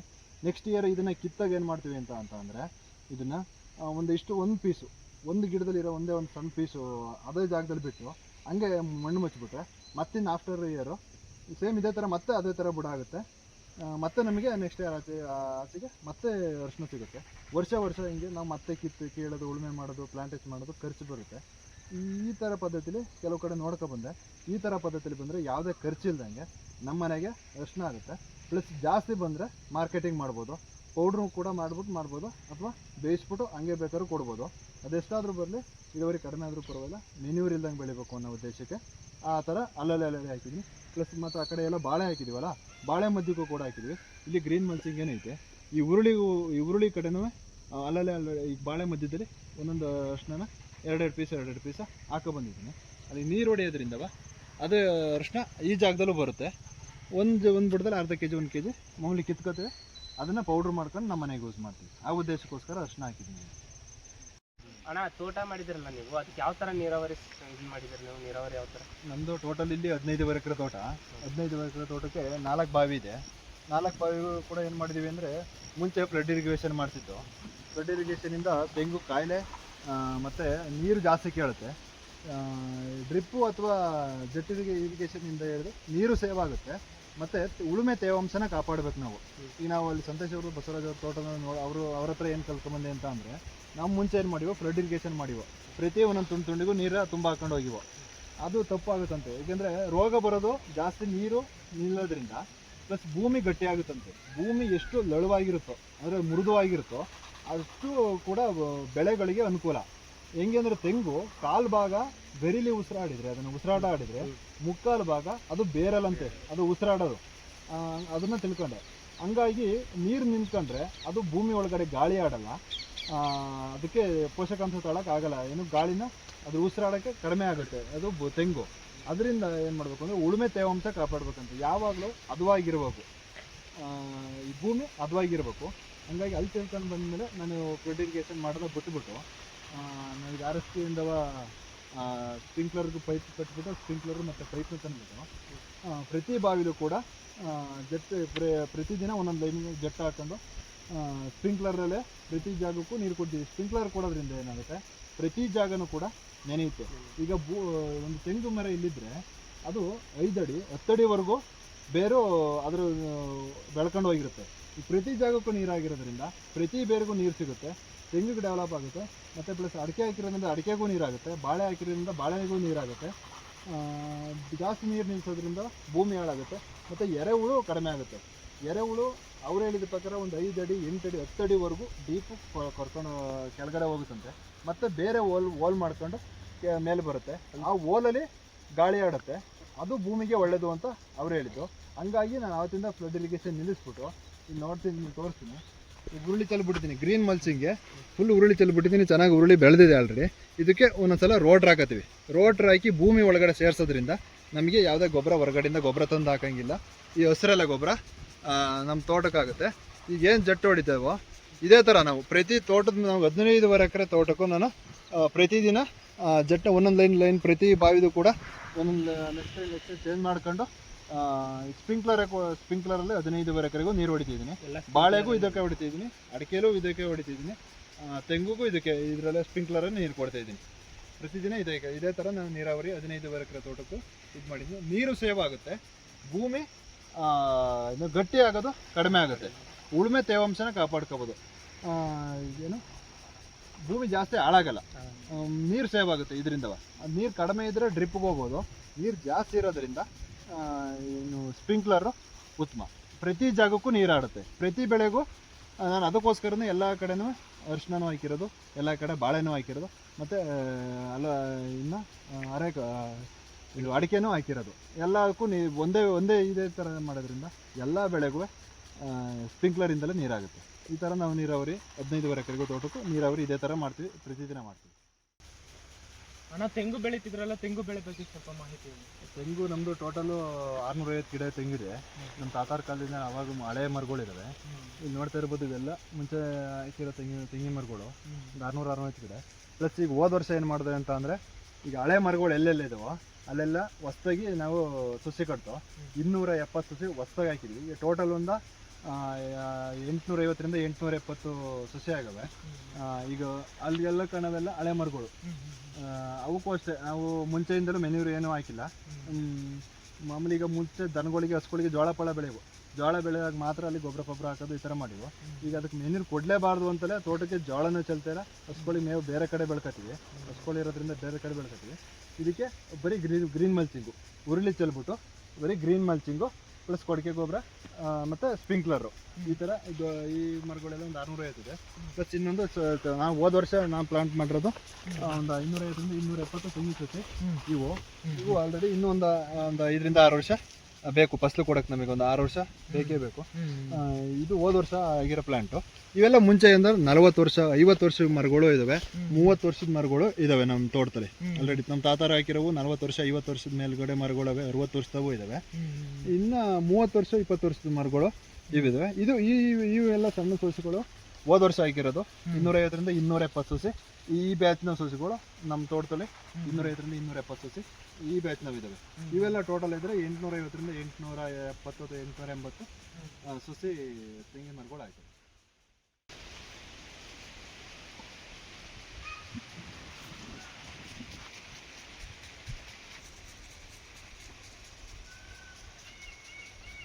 ಅಣ್ಣ, ನೀವೀಗ ಆರ್ಗ್ಯಾನಿಕ್ ಫಾರ್ಮಿಂಗ್ ಮಾಡ್ತಿದ್ದೀರಲ್ಲ, ಸೊ ರೋಗ ಮತ್ತು ಕೀಟನ ಯಾವ ರೀತಿ ಕಂಟ್ರೋಲ್ ಮಾಡ್ತೀರಾ? ರೋಗ ನಿಮಗೆ ಕಾಂಡಸೋಳ ರೋಗ ಈಗ ಎಲ್ಲರ ತೋಟದಲ್ಲೂ ಇದೆ. ಅದೊಂದು ಜಾಸ್ತಿ ಆಗ್ಬಿಡುತ್ತೆ ಇತ್ತೀಚೆಗೆ ತೋಟದಲ್ಲಿ. ನಮ್ಮ ತೋಟದಲ್ಲೂ ಇದೆ. ನಮ್ಮ ತೋಟದಲ್ಲಿ ಒಂದು 5-6 ಮರಕ್ಕೆ ಈ ಥರ ಕಾಂಡಸೋಳ ರೋಗ ನೋಡಿ, ಇಲ್ಲಿ ನೋಡ್ಬೋದು ನೀವು. ಕಾಂಡಸೋಳ ರೋಗ ಒಂದು 5-6 ಮರಕ್ಕೆ ಆಗ್ಬಿಟ್ಟಿದೆ. ಇಲ್ಲಿ ಏನಕ್ಕಾಗಿದೆ ಅಂದರೆ ಜಾಸ್ತಿ ಈ ಭಾಗದಲ್ಲೇ ಜಾಸ್ತಿ ಇದೆ. ಇಲ್ಲಿ ಜಾಸ್ತಿ ಫ್ಲಡ್ ಇರಿಗೇಷನ್ ಮಾಡಿವ ಮುಂಚೆ, ಜಾಸ್ತಿ ನೀರು ತುಂಬಾಕುವ ಈ ಜಾಗಕ್ಕೆ. ಹಂಗಾಗಿ ಇಲ್ಲಿ ಈ ತುಂಡಲ್ಲಿ ಜಾಸ್ತಿ ರೋಗ ಜಾಸ್ತಿ. ಮತ್ತು ಅಲ್ಲಿ ನಮ್ಮ ಪ್ರಗತಿಪರ ರೈತರ ಹತ್ರ ಬಸವರಾಜ್ ಅವ್ರ ಹತ್ರ ಕೇಳ್ಕೊಬಂದೆ ನಾನು, ಇದಕ್ಕೆ ಏನು ಮಾಡ್ಬೋದು ಅಂತ ಅಂದ್ಬಿಟ್ಟು. ಒಂದು ಮೇಯ್ನಾಗಿ ಸುಣ್ಣ ಹೊಡೆಯೋದ್ರಿಂದ ಅದು ರೋಗನ ಸ್ವಲ್ಪ ಕಂಟ್ರೋಲ್ ಮಾಡುತ್ತೆ ಅಂತ ಅಂದಿದ್ರು. ಸುಣ್ಣನ ಹೊಡೆದಿದ್ದೀನಿ. ಸುಣ್ಣ ಹೊಡೆದ್ಮೇಲೆ ಸ್ವಲ್ಪ ರೋಗ ನೋಡಿ ಜಾಸ್ತಿ ಇಳಿದಿದೆ ಕೆಳಗಡೆಗೆ ಒಂದು. ಆಮೇಲೆ ಇನ್ನೊಂದು ಕೆಲವರು ಬೆಂಕಿ ಹಾಕ್ಬೋದು ಅಂತಾರೆ. ಬೆಂಕಿ ಹಾಕೋದ್ರಿಂದ ಒಳಗಡೆ ಇರೋ ಹುಳುಗಳು ಸಾಯ್ತವೆ ಅಂತ ಅಂದ್ಬಿಟ್ಟು ಕೆಲವೊಂದು ಬೆಂಕಿನೂ ಹಾಕಿದ್ದೀನಿ. ಕೆಲವರು ಬೆಂಕಿ ಹಾಕಬಾರ್ದು ಅಂತ ಅಂತಾರೆ. ಆಮೇಲೆ ಈ ಸುಣ್ಣ, ಅದಕ್ಕಿಂತ ಮುಂಚೆ ಇದು ಏನು ಬೇವಿನ ಹಿಂಡಿ ಹಾಕೋದ್ರಿಂದ ರೋಗ ಕಂಟ್ರೋಲ್ ಆಗುತ್ತೆ ಅಂತ ಅಂದ್ಬಿಟ್ಟು ಈಗ ನಾವು ಸುಣ್ಣ ಮತ್ತು ಬೇವಿನ ಹಿಂಡಿ ಹಾಕೋದ್ರಿಂದ ಸ್ವಲ್ಪ ರೋಗ ಕಂಟ್ರೋಲ್ ಆಗಿತ್ತು. ನಮ್ಮದು ಸ್ವಲ್ಪ ಫಸಲು ಕಡಿಮೆ ಆಗಿತ್ತು, ಈಗ ಸ್ವಲ್ಪ ಫಸಲು ಕಚ್ತಾ ಇದೆ. ಈಗ ಕಾಯಿ ಸ್ವಲ್ಪ ಮಟ್ಟಿಗೆ ಬಿಡ್ತಾ ಇದೆ. ಇನ್ನು ಸಂಪೂರ್ಣವಾಗಿ ಇದು ಕ್ಲಿಯರ್ ಆಗಿಲ್ಲ. ಸುಣ್ಣ ಹಾಕಿದ್ದೀವಿ, ಬೇವಿನ ಹಿಂಡಿ ಹಾಕಿದ್ದೀವಿ, ಸಂಪೂರ್ಣವಾಗಿ ಕ್ಲಿಯರ್ ಆಗಿಲ್ಲ. ಸ್ವಲ್ಪ ಟೈಮ್ ತಗೊಳುತ್ತೆ. ಸ್ವಲ್ಪ ಫಸಲು ಸ್ವಲ್ಪ ಮುಂಚೆಗಿಂತಲೂ ಸ್ವಲ್ಪ ಡೆವಲಪ್ ಆಗಿದೆ. ಆಮೇಲೆ ಇನ್ನೊಂದ್ಸಲ ನಿಮ್ಮ ಕರೆಕೆರೆ ಕೃಷಿ ಕಾಲೇಜಿಗೆ ಬಂದಿದ್ದೆ. ಆ ಕಡೆ ಒಂದು ತೆಂಗಿನ ಸಸಿ ಇನ್ನೂ ಒಂದು 10ರಿಂದ 15 ವರ್ಷದ ತೆಂಗಿನ ಸಸಿಗೆ ಆ ಥರ ಒಂದು ಆ ಭಾಗದಲ್ಲಿ ಒಂದು ಆಗಿತ್ತು. ಅವ್ರು ಏನು ಹೇಳಿದರು ಅಂತ ಅಂದರೆ, ಒಂದು ಭಾಗದಿಂದ ಒಂದು ತೆಂಗಿನ ಸಸಿಯಿಂದ ಇನ್ನೊಂದು ತೆಂಗಿನ ಸಸಿಗೆ ಮಣ್ಣಿಂದ ಅಥವಾ ಫ್ಲಡ್ ಇರಿಗೇಷನ್ದ ಆಗಿಂದ ಹೊರಡುತ್ತೆ ಅಂತ ಅಂದ್ಬಿಟ್ಟು ಟ್ರೆಂಚಸ್ ಮಾಡಿ ಅಂತ ಅಂದರೆ ಮಂಜುನಾಥ್ ಅಂತ ಅಂದ್ಬಿಟ್ಟು ಅವ್ರ ಹೆಸರು. ನಿಮ್ಮ ಕರೆಕೆರೆ ಕಾಲೇಜ್ ಅವ್ರು ನಿಮ್ಮ ಡಿಪಾರ್ಟ್ಮೆಂಟ್ ಅಲ್ಲೇ ಬಂದು ಕೇಳ್ಕೊಂಡು ಅವ್ರೇನಂತ ಅಂದರು, ನಿಮ್ದು ಯಾವುದು ಆಲ್ರೆಡಿ ಆಗಿದೆ ಪಕ್ಕದಕ್ಕೆ ಗಿಡ ಸ್ಪ್ರೆಡ್ ಆಗಬಾರ್ದು ಅಂದ್ಬಿಟ್ಟು ಟ್ರೆಂಚಸ್ ಹೊಡ್ತಿದ್ದೀನಿ ಅಂದ್ಬಿಟ್ರು. ಆವಾಗಲೇ ತಂದ್ಬಿಟ್ಟು JCB ಆ ತೆಂಗಿ ಮರನ ಕೀಳಿಸಿ ಪ್ಲಸ್ ಇನ್ನೊಂದು ಸ್ವಲ್ಪ ಮಟ್ಟಿಗೆ ಆಗಿತ್ತು, ಅದಕ್ಕೆ 4 ಭಾಗದಲ್ಲಿ ಟ್ರೆಂಚ್ ಹೊಡಿಸ್ದೆ JCB. ಆ ಮಣ್ಣು ಬೇರೆ ಕಡೆಗೆ ಹೋಗ್ಬಾರ್ದು, ಬೇರಿಂದ ಮತ್ತೆ ಹರಡಬಾರ್ದು ಅಂದ್ಬಿಟ್ಟು ಹೊಡೆಸ್ದೆ. ಅಲ್ಲಿಂದ ಮತ್ತೆ ಕಂಟ್ರೋಲ್ ಆಯಿತು. ಅಕ್ಕಪಕ್ಕದಕ್ಕೆ ಆಗಲಿಲ್ಲ. ಆಮೇಲೆ ಒಂದು 2-3 ತಿಂಗಳು ಬಿಟ್ಟು ಅದು ಗುಂಡಿನ ಈಗ ಆಲ್ರೆಡಿ ಮುಚ್ಚಿದ್ದೀನಿ. ಒಟ್ಟು ಟ್ರೆಂಚಸ್ ಹೊಡೆದ್ರಿಂದ ಬೇರೆ ಗಿಡಕ್ಕೆ ಹರಡಿಲ್ಲ. ಈಗ ಕಂಟ್ರೋಲ್ ಆಗಬೇಕು ಅಂದರೆ ಒಂದು ಸುಣ್ಣ, ಇನ್ನೊಂದು ಏನು ಬೇವಿನ ಹಿಂಡಿ, ಇದರಿಂದ ಸ್ವಲ್ಪ ಮಟ್ಟಿಗೆ ಕಂಟ್ರೋಲ್ ಆಗ್ಬೋದು ಅಂತ ಹೇಳಿದ್ರು. ಇಷ್ಟು ಮಾಡಿದ್ದೀನಿ ನಾನು. ನೋಡಬೇಕು, ಸ್ವಲ್ಪ ಕಂಟ್ರೋಲ್ ಆಗಿದೆ ಒಟ್ಟಿಗೆ. ಅದು ಫ್ಲಡ್ ಇರಿಗೇಷನಿಂದ ಜಾಸ್ತಿ ಆಗುತ್ತೆ, ಅದಂತೂ ಗ್ಯಾರಂಟಿ. ಒಂದು ಗಿಡದಿಂದ ನೀರು ಇನ್ನೊಂದು ಗಿಡಕ್ಕೆ ಹೋಗೋದ್ರಿಂದ ಇಲ್ಲಿರೋ ಕಾಯಿಲೆ ಆ ಮರಕ್ಕೂ ಅಟ್ಯಾಚ್ ಆಗುತ್ತೆ. ಹಂಗಾಗಿ ಫ್ಲಡ್ ಇರಿಗೇಷನ್ ಆದಷ್ಟು ನಾವು ಅಣ್ಣ ನೀವೀಗ ಇಷ್ಟೊಂದೆಲ್ಲ ಬೆಳೆ ಬೆಳೆದಿದ್ದೀರಲ್ಲ ಇದನ್ನೆಲ್ಲ ಮಾರ್ಕೆಟಿಂಗ್ ಎಲ್ಲಿ ಮಾಡ್ತೀರಾ? ನಮ್ಮದು ಮೇಜರು ತೆಂಗು. ಹ್ಮ್. ತೆಂಗು ನಾವೇನಂದರೆ ಈ ತೆಂಗು ಎಳ್ನೀರು ಕುಯಿಸ್ಬೋದು, ಇನ್ನು ಕಾಯಿ ಸುಳಿಸ್ಬಿಟ್ಟು ಕೆಲವರು ಕಾಯಿನೂ ಮಾಡ್ತಾರೆ. ನಾವು ಕೊಬ್ಬರಿ ಮುಂಚೆಯಿಂದಲೂ ಒಂದು ತಾತಾರ್ಕಿಂದಲೂ ಫುಲ್ ಕೊಬ್ಬರಿನೇ ಹಾಕೋದು. ಕೊಬ್ಬರಿ ನಾವು ಕಾಯಿ ಕೆಡಗಿಬಿಟ್ಟು ತಗೊಂಡೋಗ್ಬಿಟ್ಟು ಶೆಡ್ಡಿಗೆ ಹಾಕ್ಬಿಟ್ಟು ಒಂದು 10-11 ತಿಂಗಳು ಅಥವಾ 12 ತಿಂಗಳು, 1 ವರ್ಷ ಬೇಕು, ಹೆಚ್ಚು ಕಡಿಮೆ 1 ತಿಂಗಳು ಹೆಚ್ಚು 1 ವರ್ಷ ಬೇಕು. ಕೊಬ್ಬರಿ ಸುಳಿಸ್ಬಿಟ್ಟು ನಾವು ಕೊಬ್ಬರಿನ ಮಾರ್ಕೆಟಿಂಗ್ ಮಾಡ್ತೀವಿ. ಕೊಬ್ಬರಿ ಮಾರ್ಕೆಟ್ ಎಲ್ಲಿ ಮಾಡ್ತೀವಿ ಅಂತಂದರೆ ಚಂದ್ರಾಪಟ್ಟಣ ಕೊಬ್ಬರಿ ಮಾರ್ಕೆಟ್ ಇದೆ, FMC ಮಾರ್ಕೆಟು. ಇನ್ನು ಉದಯಪುರದಲ್ಲಿ ಈಗ ಇತ್ತೀಚೆಗೆ ಅಂಗಡಿಗಳಿವೆ. ಮೇನ್ ಇದಕ್ಕಿಂತ ಮುಖ್ಯವಾಗಿ ಏನು ಅಂತಂದರೆ ತಿಪ್ಟೂರು.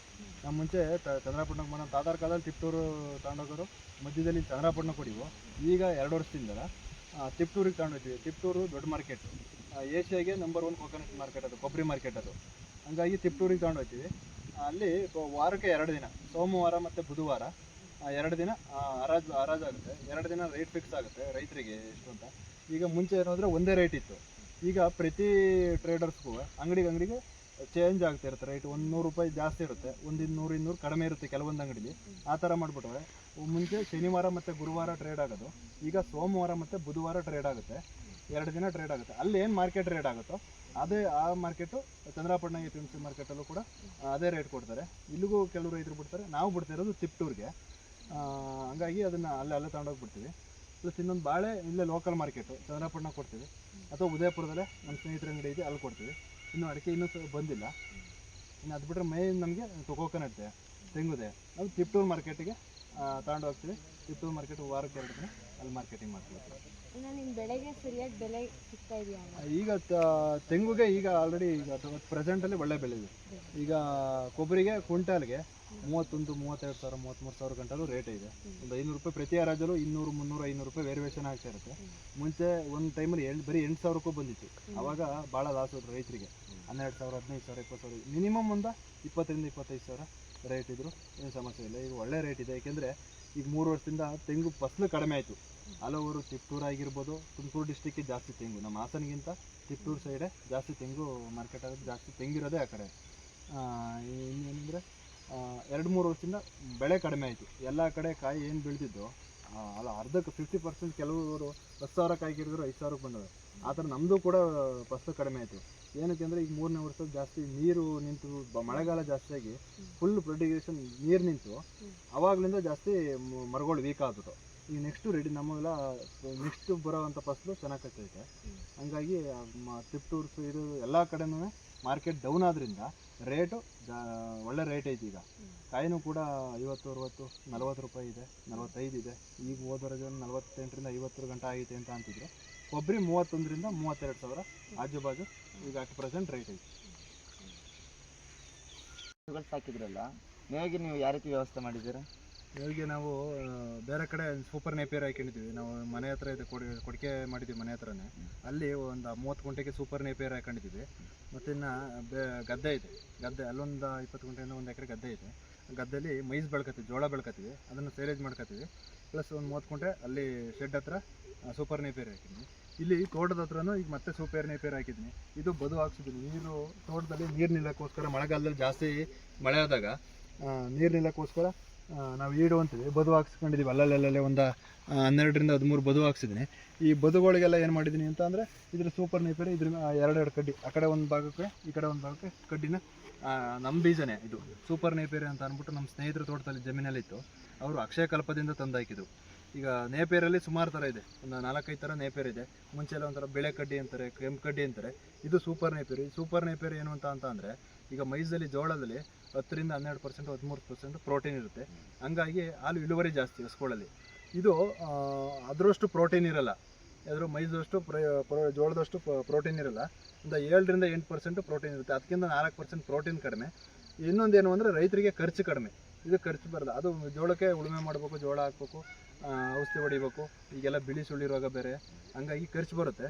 ಇದು ಫಸ್ಟ್ ಟೈಮು ಒಂದು 2.5 ತಿಂಗಳು ಬೇಕು, 2.5ರಿಂದ 3 ತಿಂಗಳು ಬೇಕು. ಒಂದು ಸಲ ಕೂದ್ರೆ ಇನ್ನು ಮತ್ತೆ ಇನ್ನು 50 ದಿವಸ 60 ದಿವಸ 2 ತಿಂಗಳಿಗೆ ಒಂದು ಸಲ ಬರ್ತಾ ಹೋಗುತ್ತೆ. ಇದಕ್ಕೆ ನಾವು ನೀರು ಕೊಟ್ಟರೆ ಸಾಕು. ನೀರು ಕೊಡೋದ್ರಿಂದ 50ರಿಂದ 60 ದಿವಸಕ್ಕೆ ಮತ್ತೆ ಬರೋದು. ಈಗ ನಾನು ಹಾಕಿರೋದು ಈಗ ಒಂದು ಸರಿನೂ ಕೂದಿಲ್ಲ. ಇನ್ನೂ ನಾನು ಹಾಕಿ 1 ತಿಂಗಳಾಗಿದೆ, ಒಂದು ಸರಿನೂ ಕೂದಿಲ್ಲ. ಈಗ ಇನ್ನೂ 1 ತಿಂಗಳು ಕೊಯ್ಯಲ್ಲ. ಇನ್ನು ಸ್ವಲ್ಪ ಉದ್ದ ಬೆಳೆಯುತ್ತೆ, 8 ಅಡಿ 10 ಅಡಿ ಗಂಟಲು ಬೆಳೆಯುತ್ತೆ.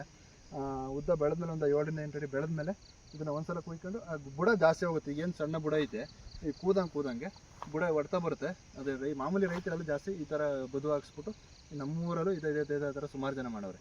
ಬದು ಹಾಕ್ಸ್ಬಿಟ್ಟು ಇದ್ರ ಮೇಲೆ ಸೂಪರ್ ನೇಪಿಯರ್ ಹಾಕೊಂಡ್ರೆ ನಾ ಹಾಕಿರೋದು ಸೂಪರ್ ನೇಪಿಯರು. ಪ್ರೋಟೀನ್ ಬೇರೆ ನೇಪಿಯರ್ಗಿಂತ ಸೂಪರ್ ನೇಪಿಯರು ಮತ್ತು ಇನ್ನೊಂದು ಕುಂಬು ನೇಪಿಯರ್ ಅಂತ ಬರುತ್ತೆ. ಅದು ಮತ್ತು ಇದು ಪ್ರೋಟೀನ್ ಜಾಸ್ತಿ ಇರುತ್ತೆ, ಮೈಜ್ಗಿಂತ ಖರ್ಚು ಕಡಿಮೆ ಬೀಳುತ್ತೆ, ಮೇವು ಒದಗಿ ಬರುತ್ತೆ. ಹಾಗಾಗಿ ಸೂಪರ್ ನೇಪಿಯರ್ ಬೆಸ್ಟ್. ಅಣ್ಣ ನೀವು ಜೇನು ಸಾಕಾಣಿಕೆ ಏನಾದರೂ ಮಾಡ್ತೀರಾ? ಅದ್ರ ಬಗ್ಗೆ ಏನಾದರೂ ಮಾಹಿತಿ ಇದೆಯಾ? ಜೇನು ಸಾಕಾಣಿಕೆ ನಮ್ಮದು ತೋಟಕ್ಕೆ ಜೇನು ಪೆಟ್ಟಿಗೆ ಇಟ್ಟದ್ದು ಭಾಳ ಉತ್ತಮ. ನಾನು ಕೆಲವು ಕಡೆ ನೋಡ್ಕೊಬಂದಿದ್ದೀನಿ, ಹಂಗಾಗಿ ಜೇನು ಅದ್ರ ಬಗ್ಗೆ ತಿಳ್ಕೊಂಡಿದ್ದೀನಿ. ಮತ್ತು ಈಗಿನ ಪಾಲಿನೇಷನ್ ಪರಾಗಸ್ಪರ್ಶ ಆದರೆ ಯಾವುದೇ ಬೆಳೆಯಲ್ಲಿ ಇಳುವರಿ ಜಾಸ್ತಿ ಬರುತ್ತೆ. ಹಂಗಾಗಿ ತೋಟದಲ್ಲಿ ಜೇನು ಇರೋದು ಉತ್ತಮ. ನಿಮಗೆ ಅಲ್ಲಿ ಬಾಳೆ ತೋರಿಸ್ತೆ, ಹೂವನ್ನ ಬಿಟ್ಟರೆ ಬಾಳೆ ಹೂವು, ಆ ಹೂವಿಗೆ ಹೀರಕ್ಕೆ ಅಂದ್ಬಿಟ್ಟು ಜೇನು ಹುಳ ಬರುತ್ತೆ. ಹಂಗಾಗಿ ಪರಾಗಸ್ಪರ್ಶ ಆಗುತ್ತೆ, ಇಳುವರಿ ಜಾಸ್ತಿ ಆಗುತ್ತೆ. ಜೇನು ಪೆಟ್ಟಿಗೆಗೆ ನಾನು ಈಗ ಒಂದು 6 ಮಂತಲ್ಲಿ ಅರ್ಜಿ ಕೊಟ್ಟಿದ್ದೆ ತೋಟಗಾರಿಕೆ ಇಲಾಖೆಗೆ, ಇನ್ನೂ ಕೊಟ್ಟಿಲ್ಲ. ಬಿಫೋರ್ ಇನ್ನೊಂದು ಮಂತಲ್ಲಿ ಇನ್ನೊಂದು ತಿಂಗಳಲ್ಲಿ ಕೊಡ್ತೀವಿ ಅಂತ ಹೇಳೋರು. ನೆನ್ನೆನೋ ಹೋಗಿದ್ದೆ, ಇನ್ನೊಂದು ತಿಂಗಳಲ್ಲಿ ಕೊಡ್ತೀವಿ ಅಂತ ಅಂದವ್ರೆ. 2 ರಿಂದ 3 ಪೆಟ್ಟಿಗೆ ನಮಗೆ ಕೊಡ್ಬೋದು. ತಂದು ನನ್ನ ತೋಟದಲ್ಲಿ ಇನ್ಸ್ಟಾಲ್ ಮಾಡಬೇಕು ಅಂತ ಅಂದ್ಕೊಂಡಿದ್ದೀನಿ. ಹಂಗಾಗಿ ಇನ್ನೂ ಕೊಟ್ಟಿಲ್ಲ. ಅದು ಕೊಟ್ಟರೆ ನಾವು ಜೇನನ್ನ ತಂದುಬಿಟ್ಟು ತೋಟದಲ್ಲಿ ಇರೋಣ ಅಂತ ಪ್ಲಾನಿಂಗ್ ಐತೆ. ಅದು ಇಟ್ಟಿದ್ರೆ ಇಳುವರಿಗೆ ಯಾವುದೇ ತೋಟ ಆಗಿರ್ಬೋದು, ಅಡಿಕೆ ಆಗಿರ್ಬೋದು, ಬಾಳೆ ಆಗಿರ್ಬೋದು, ಅಥವಾ ತೆಂಗು ಆಗಿರ್ಬೋದು, ಯಾವುದೇ ತೋಟಕ್ಕಾಗಲಿ ಜೇನು ಹುಳ ತೋಟದೊಳಗಿದ್ರೆ, ಜೇನು ಪೆಟ್ಟಿಗೆ ತೋಟದೊಳಗಿದ್ರೆ ಯಾವುದೇ ರೈತರಿಗಾದ್ರೆ ಉತ್ತಮ, ಇಳುವರಿ ಜಾಸ್ತಿ ಆಗುತ್ತೆ. ಅಣ್ಣ ನೀವು ಸಾವಯವ ಕೃಷಿ ಮಾಡ್ತಿದ್ದೀರಲ್ಲ, ಈಗಿರೋ ಯುವಕರು ಅಥವಾ ರೈತರು ಏನಾದರೂ ಸಾವಯವ ಕೃಷಿಗೆ ಹೋಗಬೇಕು ಅಂದರೆ ಅವ್ರಿಗೆ ಯಾವ ಥರ ಸಜೆಷನ್ಸ್ ಕೊಡ್ತೀರಾ, ಯಾವ ಥರ ಸಲಹೆ ನೀಡ್ತೀರಾ? ಅದ್ರ ಬಗ್ಗೆ ಒಂದು ಸ್ವಲ್ಪ ಮಾಹಿತಿ. ನಾವು ಸಾವಯವ ಕೃಷಿ ಅಂತ ಅಂದರೆ ನಾನೀಗ ಕೆಲವು ತೋಟ ನೋಡಿದ ಮೇಲೆ ಮುಂಚೆಯಿಂದಲೂ ನಾವು ತೆಂಗುಗಂತೂ ಯಾವತ್ತು ನಮ್ಮ ತಾತರ ಕಾಲದಿಂದಲೂ ಅದಕ್ಕೆ ಪರ್ಟಿಕ್ಯುಲರ್ಗೆ ಅದಕ್ಕೆ ಅಂದ್ಬಿಟ್ಟು ಯಾವತ್ತೂ ಇದು ಗೊಬ್ಬರನ ಅಂಗಡಿ ಗೊಬ್ಬರನ ಕೊಟ್ಟಿಲ್ಲ, ಮೆನ್ಯೂರ್ನ ಕೊಟ್ಟಿಲ್ಲ. ನಾವೇನಾದ್ರು ತೋಟಕ್ಕೆ ಹಸುಗಳಿಗೆ ಮೇವು ಬೆಳ್ಕೊಳ್ಳಿ ಮುಂಚೆ ತೋಟದಲ್ಲಿ ಜೋಳ ಚೆಲ್ಬಿಟ್ಟು ಅದಕ್ಕೋಸ್ಕರ ಯೂರಿಯಾ ಅಥವಾ ಗೊಬ್ಬರನ ಅದನ್ನು ಕಡಿಮೆನೇ ಆಗ್ತಿದ್ದು, ಅವಾಗ ಆಗ್ತಿದ್ದು. ಅದು ಕಡಿಮೆ, ಎಲ್ಲೋ ಒಂದು ಕಡೆ ಬೆಳ್ಕೊಳ್ಳಿ. ಪ್ರತಿಯೊಂದು ತೋಟಕ್ಕೂ ಏನು ಜೋಳ ಆಗ್ತಿರಲಿಲ್ಲ, ಕೆಲವು ಕಡೆ ಮಾತ್ರ ಹಸುಗಳಿಗೆ ಮೇವು ಬೆಳ್ಕೊಳ್ಳಿವು. ಈಗ ಹಸುಗಳಿಗೆ ಮೇವು ನೇಪಿಯರು ಮತ್ತು ಮೈಸೂರು ಬೇರೆ ಕಡೆ ಬೆಳ್ಕೊಳ್ಳೋಕೆ ವ್ಯವಸ್ಥೆ ಮಾಡ್ಕೊಂಡು ಈ ತೋಟಕ್ಕೆ ಜೋಳನೇ ಹಾಕಿಲ್ಲ. ನಾನು 15 ಎಕರೆಗೂ ತೋಟ 2 ಎಕರೆ ಕಬ್ಬು ಬಂದುಬಿಟ್ರೆ 15.5 ಎಕರೆ ತೋಟದಲ್ಲಿ ಯಾವ ಜೋಳನ ಹಾಕಿಲ್ಲ. ಜೋಳ ಹಾಕಿದರೆ ಗೊಬ್ಬರ ಹಾಕ್ಬೇಕಾಗುತ್ತೆ, ಅದಕ್ಕೋಸ್ಕರ ಹಾಕಿಲ್ಲ. ಪ್ಲಸ್ ತೆಂಗಿಗೆ ಮುಂಚೆಯಿಂದಲೂ ಯಾವುದೇ ಮೆನು ಕೊಟ್ಟಿಲ್ಲ. ಕೊಡುಗೆ ಗೊಬ್ಬರ ನಮ್ಮದೇನು ವರ್ಷ ಗೊಬ್ಬರ ಆಗೋದು ಆ ಕೊಡುಗೆ ಗೊಬ್ಬರದಲ್ಲೇ ಮಾಡ್ತೀವಿ. ಮತ್ತು ಇದನ್ನು ಗ್ರೀನ್ ಮಲ್ಚಿಂಗು ಇತ್ತೀಚೆಗೆ ನಾನು ಸ್ಟಾರ್ಟ್ ಮಾಡಿದ್ದೀನಿ. ಈಗ 1.5 ವರ್ಷದಿಂದ ಗ್ರೀನ್ ಮಲ್ಚಿಂಗ್ ಸ್ಟಾರ್ಟ್ ಮಾಡಿದ್ದೀನಿ.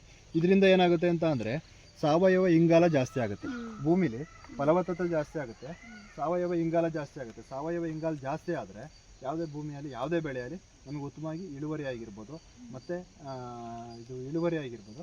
ಪ್ಲಸ್ ಇನ್ನೊಂದು ಏನಂದರೆ ಬಾಳಿಕೆ, ಯಾವುದೇ ಗಿಡ ಅಲ್ಲಿ ಬಾಳಿಕೆ ಜಾಸ್ತಿ ಬರುತ್ತೆ, ರೋಗ ಕಂಟ್ರೋಲ್ ಮಾಡುತ್ತೆ. ಈ ನಮಗೆ ಯಾವುದು ಗೊಬ್ಬರ ಇದೆ ಗ್ರೀನ್ ಮೆನ್ಯೂರ್ ಏನೈತೆ, ಹಸಿರೆಲೆ ಗೊಬ್ಬರ ಯಾವುದೇ ಬೆಳೆಗೂ ಒಳ್ಳೆಯದು. ಹೀಗಾಗಿ ಇದನ್ನೇ ನಾವು ಪ್ರತಿಯೊಂದು ಜಾಗಕ್ಕೂ ತೋಟಕ್ಕೆಲ್ಲವ ಗ್ರೀನ್ ಮೆನ್ಯೂರು, ಕೊಡುಗೆ ಗೊಬ್ಬರ ಇದೆರಡರಲ್ಲೇ ಮಾಡ್ತಿದ್ದೀನಿ. ಖರ್ಚು ಕಡಿಮೆ ಆಗುತ್ತೆ. ನಾವೀಗ 1 ಮೂಟೆ ಯೂರಿಯಾ ಅಥವಾ 1 ಮೂಟೆ ಯೂರಿಯಾನೂ ಕಡಿಮೆ ಸಿಗುತ್ತೆ. DAP 20 ಇವೆಲ್ಲ ಈಗ 1,500, 2,000, 2,500 ಗಂಟಲು ರೇಟ್ ಆಗಿದೆ. ವರ್ಷಕ್ಕೆ 100, 200, 300 ರೇಟ್ ಜಾಸ್ತಿನೇ ಆಗಿದೆ. ಅದು ಆಮೇಲೆ ಈಗ 1 ಮೂಟೆ ಆಗೋಂಥ ಜಾಗಕ್ಕೆ 2 ಮೂಟೆ ಇದು ಕೇಳ್ತಾ ಇದೆ ಏನು ಗೊಬ್ಬರನ. ಭೂಮಿ ಹಾಳಾಗಿ ನಾವು ಕಳೆ ಔಷಧಿ ಹೊಡೆದು ಭೂಮಿ ಫಲವತ್ತತೆ ಕಡಿಮೆ ಆಗಿ 1 ಮೂಟೆ ಆಗೋಂಥ ಜಾಗಕ್ಕೆ 2 ಮೂಟೆ ಹಾಕೋಂಥ ಪರಿಸ್ಥಿತಿ ಇವತ್ತು ಬಂದಿದೆ. ಹಂಗಾಗಿ ಖರ್ಚು ಜಾಸ್ತಿ ಆಗಿದೆ ರೈತನಿಗೆ, ಸರಿಯಾಗಿ ಒಂದೊಂದ್ಸಲಿ ರೇಟ್ ಸಿಗಲ್ಲ. ಹಂಗಾಗಿ ನಾವು ಖರ್ಚನ್ನ ಎಷ್ಟು ಕಡಿಮೆ ಮಾಡ್ಕೋತೀವೋ ರೈತರು ಅಷ್ಟು ಒಳ್ಳೆಯದು. ನಾವು ತೋಟಕ್ಕೆ ಅದೇ ಉದ್ದೇಶಕ್ಕೋಸ್ಕರ ನಾನು ಯಾವುದೇ ಮೆನ್ಯೂರ್ ಯೂಸ್ನೇ ಮಾಡಬಾರ್ದು ಅನ್ನೋದಕ್ಕೋಸ್ಕರ ಅವ್ರು ಮಾಡಿರಲ್ಲ ಅದೇ ಪದ್ಧತಿಲಿ ಮಾಡಬೇಕು ಅಂದ್ಬಿಟ್ಟು ಕೊಡುಗೆ ಗೊಬ್ಬರ ಗ್ರೀನ್ ಮೆನ್ಯೂರಲ್ಲೇ ಮೇಂಟೈನ್ ಮಾಡಬೇಕು. ಇಳುವರಿ ಜಾಸ್ತಿ ಆಗ್ಬೋದು ಅಥವಾ ಕಡಿಮೆ ಆಗ್ಬೋದು. ಖರ್ಚನ್ನ ಕಡಿಮೆ ಮಾಡಿ ರೈತನ ಯಾವತ್ತು ಬೆಳೆ ಬೆಳಿತಾನೆ, ಯಾವುದೇ ಬೆಳೆ ಆಗಿರ್ಬೋದು. ನಾವು ತೆಂಗು ಬೆಳೆದಿದ್ದೀವಿ, ಇನ್ನೊಬ್ರು ಅಡಿಕೆ ಬೆಳಿತಾರೆ, ಇನ್ನೊಬ್ರು ಬಾಳೆ ಬೆಳಿತಾರೆ, ಅಥವಾ ಇನ್ನೊಂದೇನೋ ಒಂದು ರೇಷ್ಮೆ ಬೆಳಿತಾರೆ, ಯಾವುದೇ ಅಲ್ಲಿ. ಆಮೇಲೆ ಹಸುಗಳೂ ಅಷ್ಟೇ, ಜಾಸ್ತಿ ಜೋಳ ಹೊರಗಡೆಯಿಂದ ತರೋದ್ರಿಂದ ಖರ್ಚು ಜಾಸ್ತಿ ಬರುತ್ತೆ. ಸ್ವಲ್ಪ ಸೂಪರ್ ನೇಪಿಯರ್ ಬೆಳ್ಕೋದ್ರಿಂದ ಅಲ್ಲೂ ಖರ್ಚು ಕಡಿಮೆ ಆಗುತ್ತೆ. ಖರ್ಚನ್ನ ಕಡಿಮೆ ಮಾಡ್ಕೊಂಡು ಬೆಳೆ ಬೆಳೆಯೋದ್ರಿಂದ ರೈತರಿಗೆ ಒಳ್ಳೆಯದು. ಖರ್ಚು ಕಡಿಮೆ ಮಾಡಬೇಕು ಅಂದರೆ ಸಾವಯವ ಕೃಷಿಗೆ ಬರಬೇಕು. ಹಂಗಾಗಿ ನಾವು ಆ ರೂಟಲ್ಲಿದ್ವಿ, ಅದೇ ಪದ್ಧತಿನ ಅಳವಡಿಸ್ಕೊಂಡಿದ್ದೀನಿ. ಕೆಲವು ನಾನು ರೈತರಿಗೆ ಹೇಳೋದಕ್ಕೆ ಆದಷ್ಟು ಈಗ ಎಲ್ಲ ಹಸುಗಳು ಸಾಕವ್ರೆ, ಜೋಳ ಬೆಳಿಲೇಬೇಕು, ಅಲ್ಲಿ ಗೊಬ್ಬರ ಹಾಕ್ಬೇಕು, ಮತ್ತೊಂದು ಹಾಕ್ಬೇಕು. ಅದನ್ನು ಬಿಟ್ಟು ಬೇರೆ ತೋಟ ಇದ್ದರೆ ಆ ತೋಟನ ಸಾವಯವವಾಗಿ ಕನ್ವರ್ಟ್ ಮಾಡ್ಕೊಳ್ಳಿ, ಖರ್ಚನ್ನ ಕಡಿಮೆ ಮಾಡಿಬಿಟ್ಟು ತೋಟ ಮೇಂಟೈನ್ ಮಾಡಿ ಅಂತ ಹೇಳ್ತೀನಿ. ಅಣ್ಣ ನಿಮ್ಗೆ ಇಷ್ಟೊಂದು ತೋಟಗಳಿದೆ, ನೀವು ಯಾವ್ದಾರು ಹಣ್ಣು ಬೆಳಿತೀರಾ? ಹಣ್ಣಿನ ಗಿಡಗಳು ಆಲ್ರೆಡಿ ಇದ್ದಾವೆ ನಮ್ಮ ತೋಟದೊಳಗೆ. ಜಾಸ್ತಿ ಮೇಜರ್ ಆಗಿರೋದು ಸಿಬಿ ಗಿಡ, ಪೇರ್ಲೆ ಗಿಡ ಅಂತಾರೆ ಕೆಲವು, ನಮ್ಮ ಕಡೆ ನಾವು ಸಿಬಿ ಗಿಡ ಅಂತ ಅಂತೀವಿ. ಇದು ಸಿಬಿ ಮರ ಈಗ ಆಲ್ರೆಡಿ ಕಾಯಿ ಬಿಟ್ಟಿದೆ. ಈಗ ಅಲ್ಲೊಂದೆರಡು ದೊಡ್ಡ ಮರಗಳಿದ್ದಾವೆ, ಆಲ್ರೆಡಿ ಹಣ್ಣಾಗಿದೆ. ಇದರಲ್ಲಿ ಇನ್ನೂ ಜಾಸ್ತಿ ಹಣ್ಣು ಬರ್ತಾಯಿಲ್ಲ, ಈಗ ಚಿಕ್ಕದಾಗಿ ಕಾಯ್ಬಿಟ್ಟಿದೆ. ಇದು ಮುಂಚೆ ಭಾಳ ಹೆಚ್ಚು ಕಡಿಮೆ ನನಗೆ ಗೊತ್ತಿಲ್ಲ, ನಾನು ಚಿಕ್ಕ ಹುಡುಗದಿಂದಲೂ ಈ ಬುಡ ಮುಂಚೆಯಿಂದಲೂ ಇದೆ. ಇದು ಭಾಳ ದೊಡ್ಡದಾಗಿತ್ತು, ಸ್ವಲ್ಪ ಕೀಳಿಸ್ಬಿಟ್ಟು ಚಿಕ್ಕದಾಗಿ ಮಾಡಿಸಿದ್ವಿ. ಮತ್ತು ಅಲ್ಲೊಂದೆರಡು ನಾನು ಇಲ್ಲಿ ಬಿದ್ದಂಥ ಗಿಡಗಳನ್ನ ತಗೊಂಡೋಗಲ್ಲಿ ಹಾಕಿದ್ದೆ. ಅದು ಇನ್ನೂ ಅದು ಕೂಡ ಈಗ ಕಬ್ಬಳು ನೀರು ಬಿಟ್ಟೋದ್ರಿಂದ ಚೆನ್ನಾಗಿ ದೊಡ್ಡ ಮರಗಳೇ ಆಗಿದೆ. ಇದು ನಾವು ಬರೀ ಮನೆಗೆ ಯೂಸ್ ಮಾಡ್ಕೊತಿದ್ದೀವಿ, ಮಾರ್ಕೆಟ್ ಏನು ಮಾಡ್ತಿಲ್ಲ ನಾವು ತಗೊಂಡೋಗಿ. ಕೆಲವರು ತಗೊಂಡೋದ್ರೆ ಮಾರ್ಕೆಟಿಂಗು ಮಾಡ್ಬೋದು. ನಾವು ಬರೀ ಅಲ್ಲಿ ಇವ್ರು ಯಾರು ಬಂದರೆ ಕುಯ್ಕೊಂಡು ತಿಂತಾರೆ, ಮತ್ತು ನಾವು ಮನೆಗೆ ತಗೊಂಡೋಗಿ ತಿಂತೀವಿ. ಮತ್ತು ನಾವು ಬಂದಾಗ ಇಲ್ಲಿ ತೋಟದವ್ರ ಜಮೀನು ಕೆಲಸ ಮಾಡೋಕ್ಕೆ ಹೋಗ್ತೀವಲ್ಲ, ಡೈಲಿ ನಾನು ಇಲ್ಲಿ ಬಿಟ್ಟಾಗೆಲ್ಲ ತಿಂತೀನಿ. ಮತ್ತು ಟೋಟಲ್ ನಮ್ಮದು 12-13 ಮರ ಇದ್ದಾವೆ ಈ ಥರ ನಮ್ಮ ತೋಟದೊಳಗೆ. ಕೆಲವರು ತೋಟದೊಳಗೆ ಈ ಥರ ಮರಗಳಿದ್ರೆ ತೆಂಗಿನ ಮರಗಳು ಬೇಕಾಗುತ್ತೆ ಅಂದ್ಬಿಟ್ಟು ಕೀಳ್ಸಾಕ್ತಾರೆ. ಕೀಳ್ಸಾಕ್ಬಾರ್ದು, ಯಾಕೆಂದರೆ ಯಾವ್ದಾರ ಒಂದು ಅಕ್ಕಿ ಪಕ್ಷಿ ತಿನ್ಕೊಂಡು ಹೋಗ್ತದೆ. ನಮ್ಮ ಸುಮಾರು ಹಂಗೆ ಅಲ್ಲೊಂದು ಮರ ಐತೆ ನಮ್ಮ ಮಿಷಿ ಮನೆ ಕೆಳಗಡೆ, ಅದೆಲ್ಲ ಫುಲ್ ಅಕ್ಕಿ ಪಕ್ಷಿನೇ ತಿನ್ಕೊಂಡು ಹೋಗ್ತೀವಿ. ಸುಮಾರು ಬಿದ್ದು ಸಸಿಗಳು ಹುಟ್ಟವೆ, ಅದು ಯಾವ ಮಾರ್ಕೆಟಿಂಗ್ ಮಾಡೋಲ್ಲ, ಅಕ್ಕಿ ಪಕ್ಷಿ ತಿನ್ಕೊತವೆ. ನಾವು ಬೇಕಾದಾಗ ಮಾತ್ರ ನಾವು ತಿನ್ಕೊತೀವಿ. ಒಟ್ಟೆ ಹಣ್ಣಿನ ಗಿಡಗಳು ತೋಟದೊಳಗಿದ್ರೆ ಒಳ್ಳೆಯದು. ಮತ್ತು 3 ಮಾವಿನ ಗಿಡ ಐತೆ ನಮ್ಮ ತಾತರ ಅವಾಗ ಹಾಕಿರೋವು ದೊಡ್ಡ ಮರಗಳು, ಸುಮಾರು ವರ್ಷದವು 3 ಇದ್ದಾವೆ ಅವು ಕೂಡ. ಮತ್ತು ಪ್ಲಸ್ ಈಗ ಒಂದು 3 ನೇರಳೆ ಮರ, ಜಂಬು ನೇರಳೆ ತಂದು ಹಾಕಿದ್ದೀನಿ. ನಾವು ಇನ್ನೂ ಚಿಕ್ಕ ಸಸಿ, ಒಂದು 4-5 ತಿಂಗಳಾಯ್ತು ನಾನು ಹಾಕಿ. ಆಮೇಲೆ 1-2 ಸಪೋಟ ಗಿಡ, ಅವು ಚಿಕ್ಕವು ಸಸಿ. ಅವು 3 ಜಂಬು ನೇರಳೆ ಪ್ಲಸ್ 2 ಸಪೋಟ ಗಿಡ ಈಗ ಹಾಕಿದ್ದೀನಿ. ಸೀಬೆ ಗಿಡ ಮಾತ್ರ ಒಂದು 12-13 ಅದಾವೆ. ಕೆಳಗಡೆ ಒಂದು 4-5 ಬಿದ್ದು, ಈಗ ಅಕ್ಕಿ ಪಕ್ಷಿ ತಿಂದು ಬಿದ್ದು ಸಸಿ ಹುಟ್ಟವೆ. ಅವನು ನಾವು ಯಾವುದೂ ಕಿತ್ತಿಲ್ಲ. ಕೆಲವೊಂದು ಬದಿನಲ್ಲಿ ಹುಟ್ಟಿರೋವು ಏನವೆ ಅವು ಹಂಗೆ ಇರಲಿ ಬೆಳ್ಕೊಳ್ಳಿ ಅಂತಲೇ ಬಿಟ್ಬಿಟ್ಟಿದ್ದೀನಿ. ತೋಟದೊಳಗೆಲ್ಲ ಸ್ವಲ್ಪ ಈ ಎಲೆ ಉದ್ರೋದ್ರಿಂದಲೂ ಮಲ್ಚಿಂಗ್ ಆಗೋದ್ರಿಂದ ಇದು ಗೊಬ್ಬರ ಆಗುತ್ತೆ ಅಂದ್ಬಿಟ್ಟು ಯಾವ ಗಿಡನೂ ಕಿತ್ತಿಲ್ಲ. 12-13 ಗಿಡನೂ ನಮ್ಮ ತೋಟದೊಳಗೆ ಹಿಂಗೆ. ತೋಟದಲ್ಲಿ ಒಂದು 12-13 ಸೀಬೆ ಗಿಡ ಅವೆ. ಏನಕ್ಕೆ ಅಂತ ಅಂದರೆ ಸುಮಾರು ಬಿದ್ದುಬಿಟ್ಟಿವೆ. ಒಂದು 3-4 ನಾನು ಸಸಿ ಬಿದ್ದಿರೋವನ್ನ ಬದಿಗೆ ತಗೊಂಡೋಗಿ ಹಾಕಿದ್ದೀನಿ, ಯಾವನ್ನೂ ಕೀಳ್ಸಿಲ್ಲ. ಕೆಲವ್ರು ಏನು ಮಾಡಿಬಿಡ್ತಾರೆ, ತೋಟದೊಳಗಡೆ ಗಿಡಗಳಿದ್ದರೆ ತೆಂಗಿನ ಮರಗಳು ಫಸಲು ಕಡಿಮೆ ಆಗುತ್ತೆ, ಹಾಳಾಗ್ತವೆ ಅಂತ ಕೀಳ್ಸಾಕ್ತಾರೆ. ನಾನು ಜಾಸ್ತಿ ಇರಲಿ, ಅಕ್ಕಿ ಪಕ್ಷಿ ಹಣ್ಣು ತಿಂತವೆ, ಇಲ್ಲಿ ಯಾರಾದರೂ ಬಂದರೆ ಕುಯ್ಕೊಂಡು ತಿಂತಾರೆ, ಮತ್ತು ನಮಗೂ ತಿನ್ನೋಕ್ಕೆ ಹಣ್ಣಾಗುತ್ತೆ, ನಮ್ಮ ಫ್ಯಾಮಿಲಿಗೆ ಹಣ್ಣಾಗುತ್ತೆ ಅಂತ ಅಂದ್ಬಿಟ್ಟು ಸೀಬೆ ಗಿಡಗಳು ಒಂದು 12-13 ಗಿಡವೆ. ಒಂದು 5-6 ಗಿಡ ದೊಡ್ಡ ಮರಗಳೇ ಇದ್ದಾವೆ, ಸುಮಾರು ಹಣ್ಣು ಬಿಡ್ತವೆ, ಆಲ್ರೆಡಿ ಬಂದುಬಿಡ್ತವೆ. ಇನ್ನೊಂದು 5-6 ಗಿಡ ಸ್ವಲ್ಪ ಸೊಸೆಯವೆ, ಅವು ಹೆಚ್ಚು ಕಡಿಮೆ ನೆಕ್ಸ್ಟ್ ಇಯರ್ ಹಣ್ಣು ಬಿಡ್ಬೋದು. ಒಂದು 12-13 ಟೋಟಲ್ಲು. ಯಾವನ್ನೂ ಕಿತ್ತಿಲ್ಲ. ಹಣ್ಣುಗಳು ಗಿಡಗಳು ಇರಲಿ, ಮತ್ತು ಎಲೆ ಪಲೆ ಉದುರುತ್ತೆ, ಮಲ್ಚಿಂಗ್ ಆಗುತ್ತೆ ಭೂಮಿಗೆ ಅಂತ ಅನ್ನೋ ಉದ್ದೇಶಕ್ಕೋಸ್ಕರ ಹಣ್ಣಿನ ಗಿಡಗಳು ಬಿಟ್ಟಿದ್ದೀನಿ. ಪ್ಲಸ್ 3 ಮಾವಿನ ಮರ ಅವೆ, ಅದು ಮುಂಚೆಯಿಂದಲೂ ನಮ್ಮ ತಾತಾರ ಹಾಕಿರೋದು. 3 ಮಾವಿನ ಮರಗಳು ಮುಂಚೆಯಿಂದಲೂ ಇದೆ. ಅದಾದಮೇಲೆ ನಾನೀಗ 1-2 ಸಪೋಟ ಗಿಡ ಹಾಕಿದ್ದೀನಿ. ಈಗ ರೀಸೆಂಟಾಗಿ ಒಂದು 2-3 ತಿಂಗಳಲ್ಲಿ ನರ್ಸರಿಯಿಂದ ತಂದು ಸಪೋಟ ಗಿಡ ಹಾಕಿದ್ದೀನಿ. ಸಪೋಟ ಗಿಡ ಪ್ಲಸ್ ಇನ್ನೊಂದೇನು ಅಂತ ಅಂದರೆ ಜಂಬು ನೇರಳೆ ಗಿಡ ಹಾಕಿದ್ದೀನಿ. ನಮ್ಮ ತೋಟದಲ್ಲಿ ಯಾವಾಗಲೂ ನೇರಳೆ ಗಿಡಗಳು ಯಾವೂ ಇರಲಿಲ್ಲ ಮುಂಚೆಯಿಂದಲೂ. ಅದಕ್ಕೆ ನೇರಳೆ ಗಿಡಗಳು ಇರಲಿ ಒಂದು 2-3 ಅಂತ ಅಂದ್ಬಿಟ್ಟು ಜಂಬು ನೇರಳೆ ಗಿಡನ ಶ್ರವಣಬೆಳಗೊಳ ಹತ್ರ ಅರುಣ್ ನರ್ಸರಿ ಅಂತ ಇದೆ, ಅಲ್ಲೇ ಆ ನರ್ಸರಿಯಿಂದ ತಂದು ಜಂಬು ನೇರಳೆ ಗಿಡ ಹಾಕಿದ್ದೀನಿ. ಒಂದು ಸಸಿ ಅವರು ನರ್ಸರಿಯಿಂದ ಕೊಡುವಾಗಲೇ ಒಂದು 3 ಹಣ್ಣು ಕಾಯಿನ ಬಿಟ್ಟಿತ್ತು, ಅದು ಒಂದು ಸಸಿ. ಅಣ್ಣ, ನಿಮ್ಮ ಸಾವಯವ ಕೃಷಿ, ನಿಮ್ಮ ಅನುಭವನ ನಮ್ಮ ಜೊತೆ ಹಂಚ್ಕೊಂಡಿದ್ದಕ್ಕೆ ನಮ್ಮ ಕೃಷಿ ಮಹಾವಿದ್ಯಾಲಯದ ಪರವಾಗಿ ಹಾಗೂ ಉಪ್ಪಿನಹಳ್ಳಿಯ ಗ್ರಾಮ ಚೇತನದ ತಂಡದ ಪರವಾಗಿ ತುಂಬ ಧನ್ಯವಾದಗಳನ್ನ.